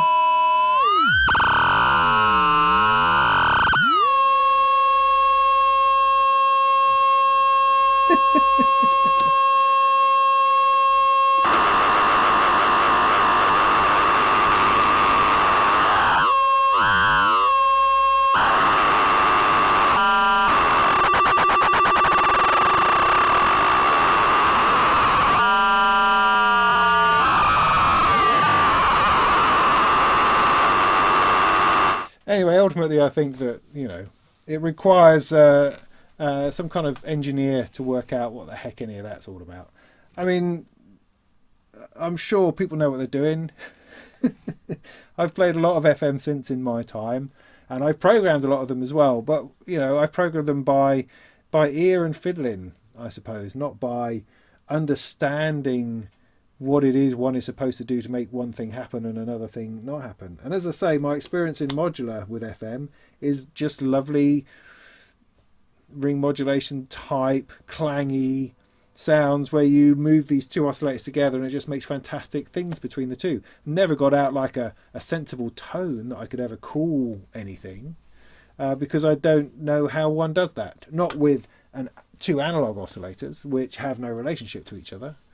Within the context of an FM synthesizer, where these things are defined as carriers and modulators and whatever it is that means, and in ratios and with envelopes and all the things that one needs to make that happen, that's fine. I can play with that to the end of the week. But into forging that from bare oscillators, I don't know what it is we're expecting is going to happen, but that's probably a lack of vision. That's what that is. So probably sounds good through beads, yeah, undoubtedly. So what I'll do, I will, before this gets ridiculous, and I've been here a couple of hours, so let me just do something a bit more like a super saw. Although, do I actually know what that is? I discover more and more I have no clue what I'm talking about. It's like I only just learned what a waterfall keyboard is. I thought for years that meant a certain feel. Just, when people talk about, it's a bit weighted, or it's a bit this or a bit that. I thought when marketing materials described it as a waterfall keyboard, I kind of thought that was some feeling, some vibe to the keyboard, not the physicality of the ends of the thing so it doesn't cut your palms open.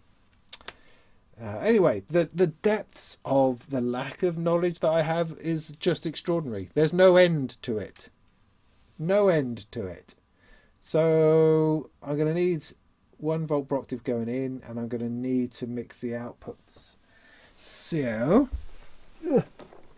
I have lots of cables on the floor where I keep them. So I'm going to take the output of the sawtooth this time, plug it into Veils.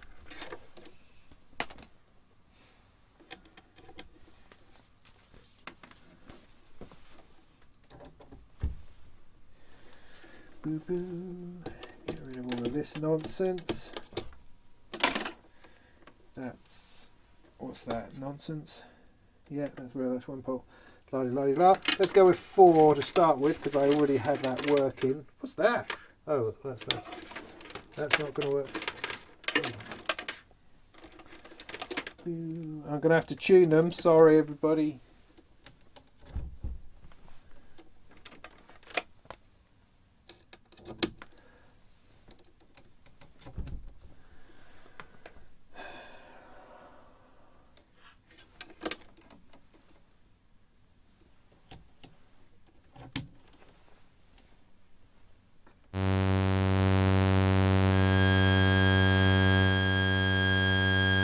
Very different.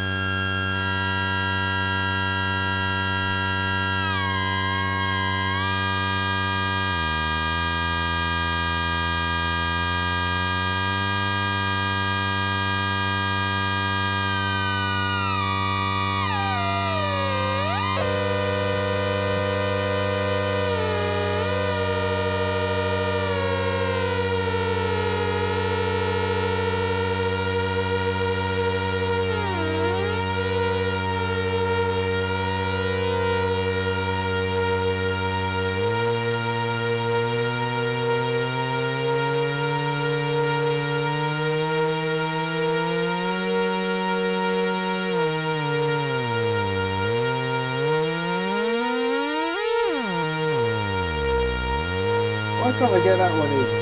What's wrong with my head?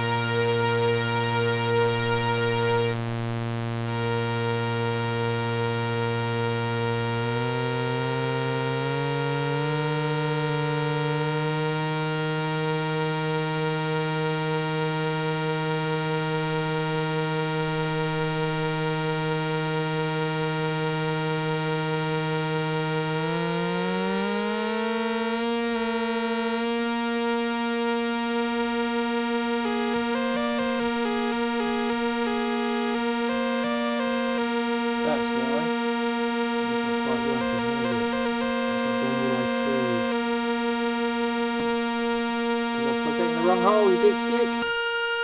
Okay.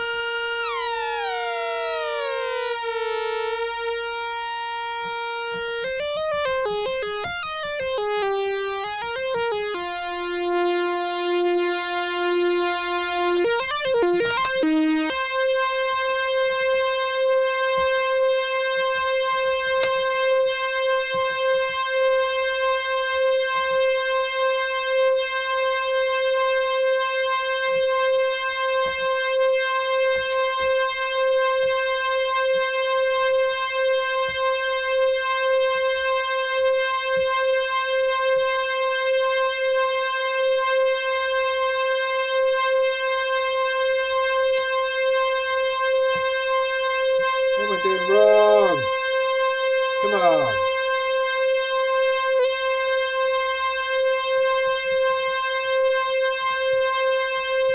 Should be working.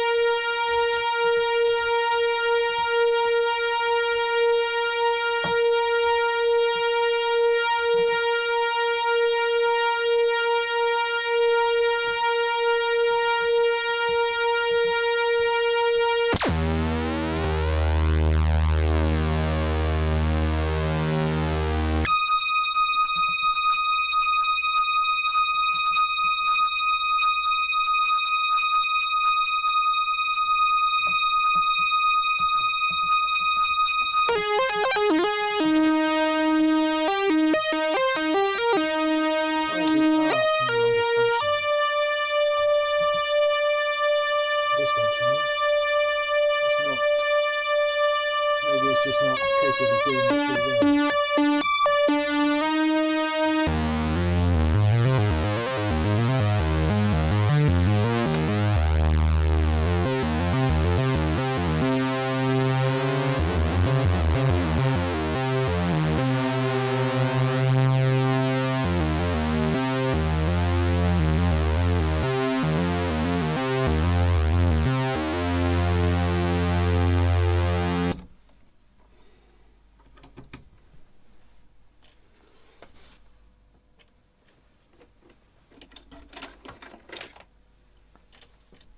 Oh, come on. Give me a little bit longer than that.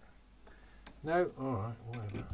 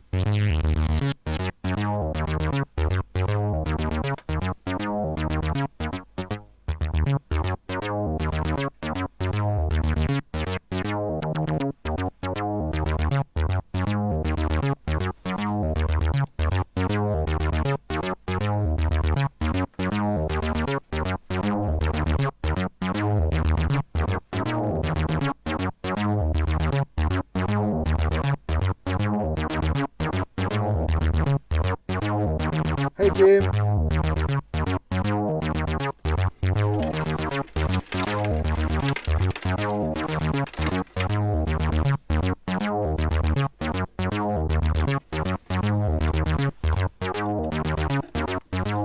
I'm just finishing off with a quick experiment for anyone who's just joined us this late in the game. I don't know if I have enough cables. I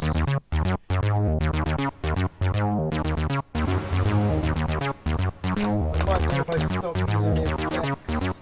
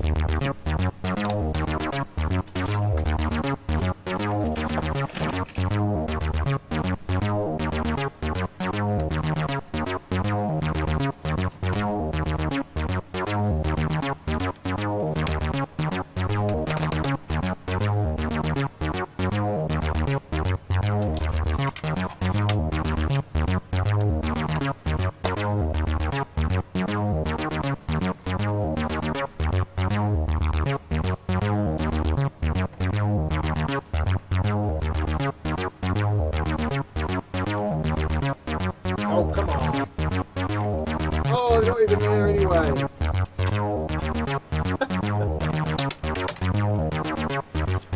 Patch cable holders, I've decided, are kind of for show, really. Do they actually help you in the real world? I do not know. Alright, that's 6.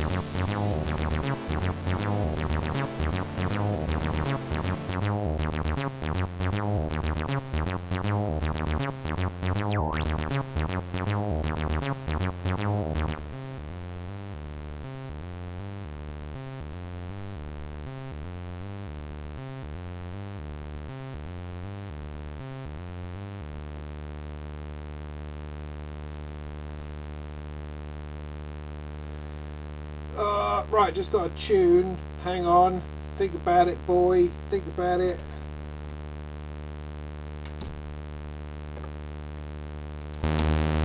Why is that one significantly louder?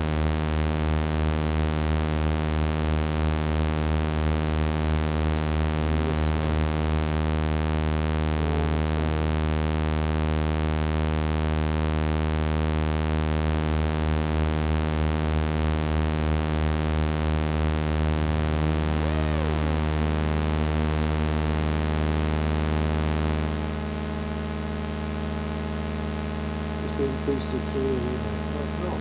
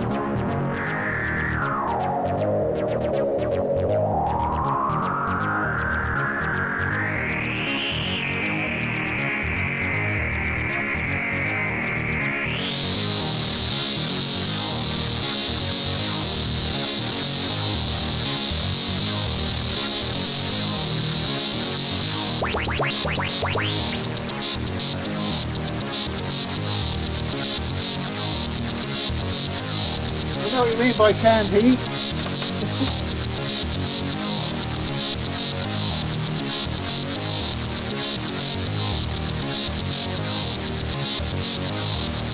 Oh no, I know what I was going to do. I was going to put both through there. That would, although I'd like the Joe filter, if I put them both through here, I can envelope it all at the same time through the one filter. And that just makes it simple, I suppose.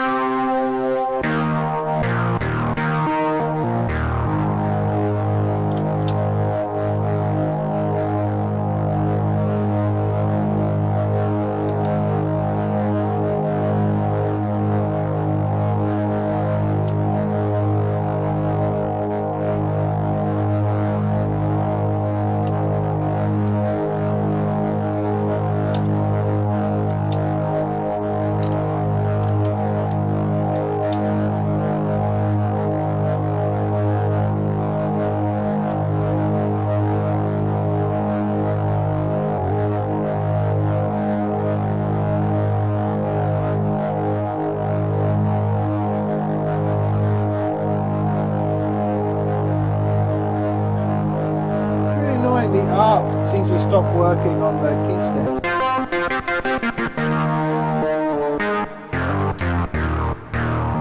So I really like the up, really like it. Could it be that? Could it be as simple as being that? No, I'm just being stupid.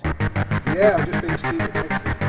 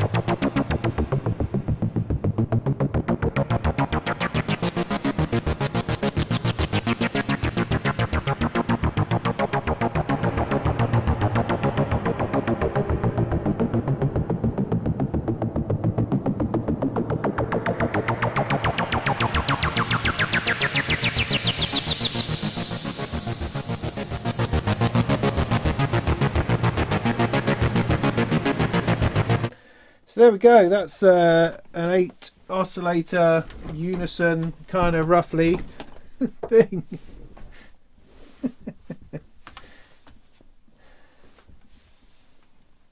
Yeah. I mean, I haven't deliberately sent anything to intervals. If I have, it's purely accidental.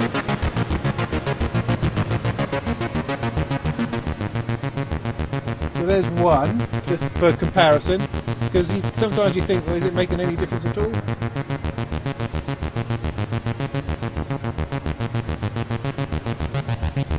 That's 2, 3,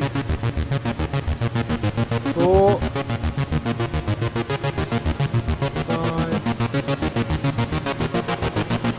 That's it, something different, isn't it?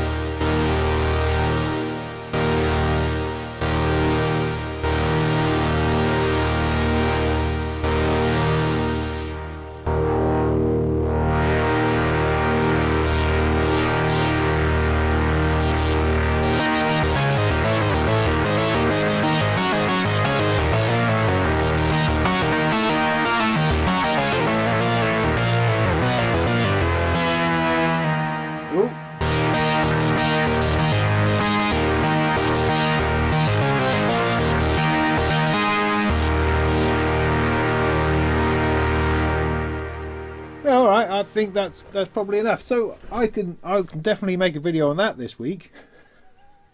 Putting that together.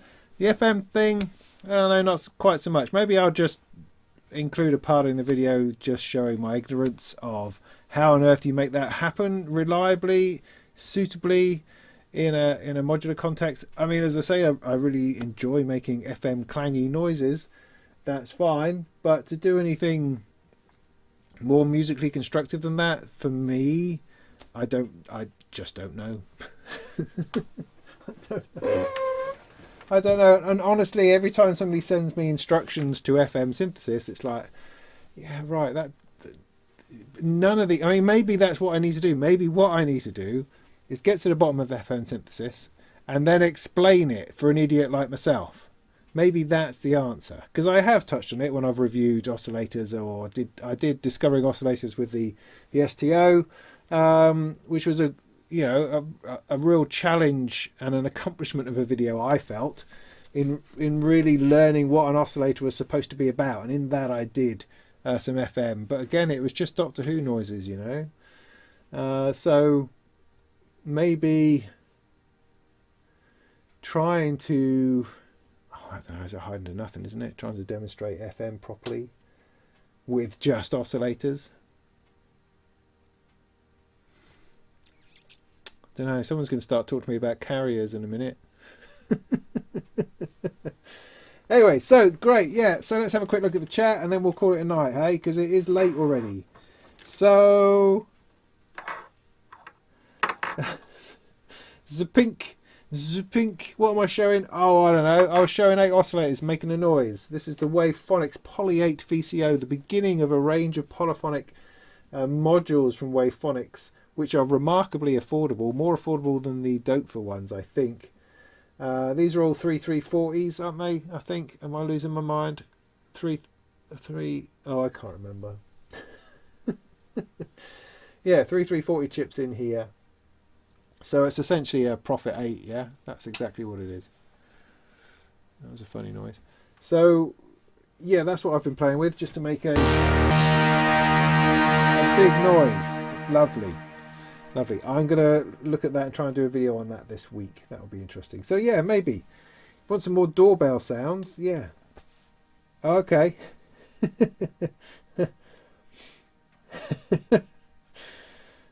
Yeah. Bourbon is what I need at this point. I'm going to go and have some of that. Why would I want to rearrange the modules? VCAs and envelopes. So why is the envelope so important? What is it about envelopes? I mean, I remember, as I say, I had a DX100 and programming that. Whenever I got into envelopes, I just ended up essentially doing additive synthesis, having 4 individual sounds, oscillators, I suppose, following their own enveloped path. So I would press a note and 4 things would happen. So what is it about FM and envelopes that's so important? Is it to shape, I guess to shape a sound, obviously, but you shaping the tone, how the tone of a sound changes over time? I guess. I don't have any envelopes, really. I've got the dual envelope generator here, which is good at some things, not quite so good at others. But maybe that's perfect. And I do have the other one. I actually have the not the 33, the 30, is it? The 32? Can't remember.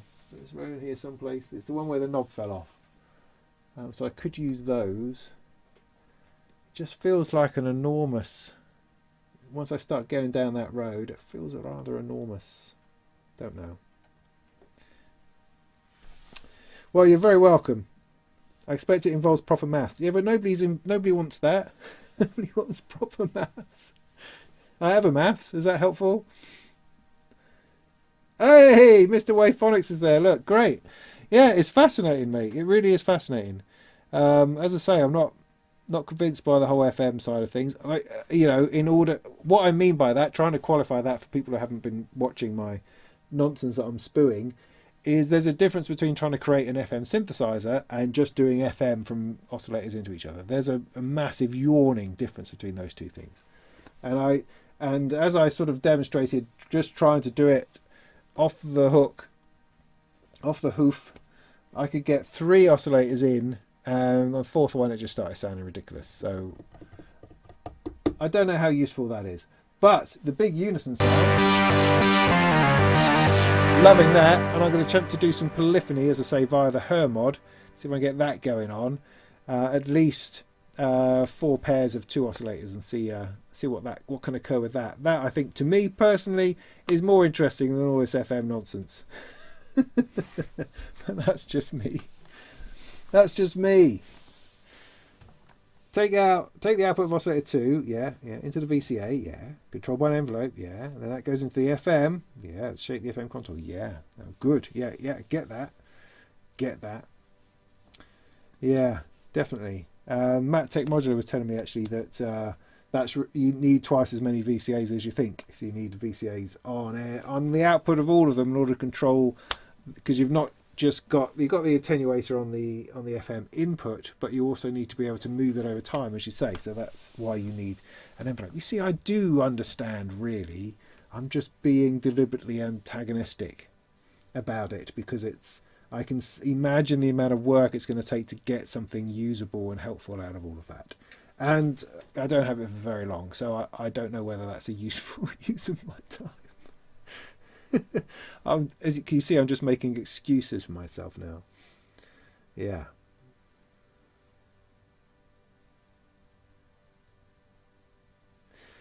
Cheers, Marcus. Yeah. So, okay, good. So, yeah, let's draw that to a close then, I think. That's been interesting. I enjoyed the Deckard's voice into beads. I'm going to spend some time with Deckard's voice this week. I absolutely must. And then I've got a shed load of DIY to do. So coming up, I'm just finishing off a video on the LX49, which is a MIDI controller, which has been interesting and fun. Finishing that off. Then I'm going to do some Deckard's voice. Going to do this. That's my plan for this week. I'm unlikely to do a deep video on beads, because I think other people can do that better, and there's so many out there now anyway. I don't think I have anything to contribute to that. What I do have to contribute to the beads discussion is purely that you don't have to like it, and you don't have to understand it. It's okay, you know. I can get stuff out of it now, not understanding it, which I like far more than I ever did clouds. So I think I can offer perhaps a different perspective, but probably just in opportunities like this, rather than doing a video where I'm stamping any kind of authority on it, because I just really aren't. Otherwise, yeah, I've got a new case turning up, so I should be able to get my full rig flowing, whatever it is that looks like, because it's starting to get a bit nutty out there. Trying to bring it into some kind of order. That doesn't seem likely, does it? Lots of Volca stuff to come. Cool, yeah, things lined up, man. Lots of things to do. So I'm going to be getting on with that. I hope those things are going to be helpful and useful to you people out there. That's about it. Sorry, I'm just sort of running on. Don't know what I'm talking about now.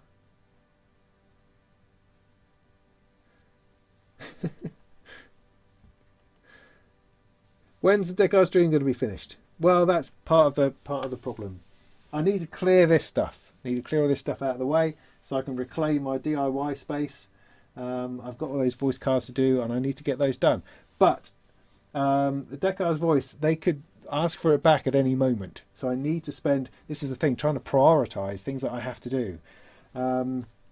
They might ask for it back, so I need to do a video on that as soon as I can, because it's a lovely thing, and it'll be a shame not to do something on it. So that's want to be a focus this week. Along with this as well, I know other people want to have a look at it, and this is the only one in sort of demo circulation at the moment, and that's cool. Although I appreciate it, man, that you're saying you'll send me the other bits, which is great. I don't really have the space for it right now, but down the line, definitely, that would be interesting. I'll be very interested in looking at that later on. Yes, video on the Barulo Kyobra. Yes, very much like to do something on that. I mean, I have a number of modules that I've never done anything on, which I would like to, but I'm not at a position where I'm twiddling my thumbs thinking, what shall I do next yet? As soon as I do, I will get to things like that. But yeah, the Kyobra would be a good one, because there's not a lot out there on that, because they've sort of released it and haven't released it. But also I want to do something on the Sonic Stochastic, particularly as they're just sort of redoing there's a new version, because Stochastic Instruments have taken over from on Sonic in the production of it, so there's a slight change in it and stuff. So I'd like, I'm babbling like an idiot. I'd like to do something on that soon as well. This is I don't know, I just flounder, because it's like every time I see one of my colleagues like Luke Pop or Bo Beats or DivKid release a really cool video on something, I think, oh, I could have done that. I could have done that. If only I had myself together, I could have done that. And then I faff around, and then somebody else releases a cool thing. Oh, well, I could have done that. I missed the opportunity to do that. And that can be hard because I'm such a faffer, flap around all the time rather than being focused on something interesting. But then it's always that thing where everybody else is doing far more interesting things than you are. When I've got a ton of interesting things I could absolutely be doing stuff on. And I am, and I will be. And the kids are back to school. Not this week, the week after. That could be a real help. Right, good. Will I do a video on the Queen of Pentacles? I hope so, because I've only really got as far as the kick drum and snare. The rest of it I don't fully understand yet. The sample side of it I'd like to. I understand the knob in the middle. I don't understand the effects at all. They do my head in. So yes, I would like to get under the skin of Queen of Pentacles, and the reason that it stayed here is because that encourages me to do that. So yes, I do want to get under the skin of that very much.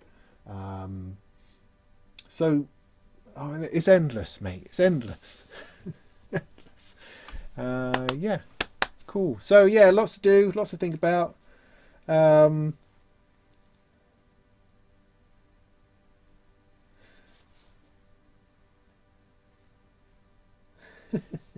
You're very welcome. Yeah, I hope that was good. No, good. Who cares?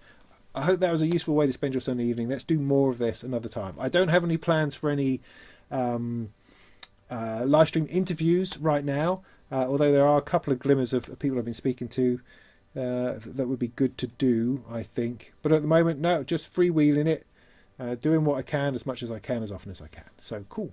Thanks for sticking around. Appreciate it. That'll do. I just need to leave, so I will go. Thank you very much. Cheers. Good night. Good night. Playing out this.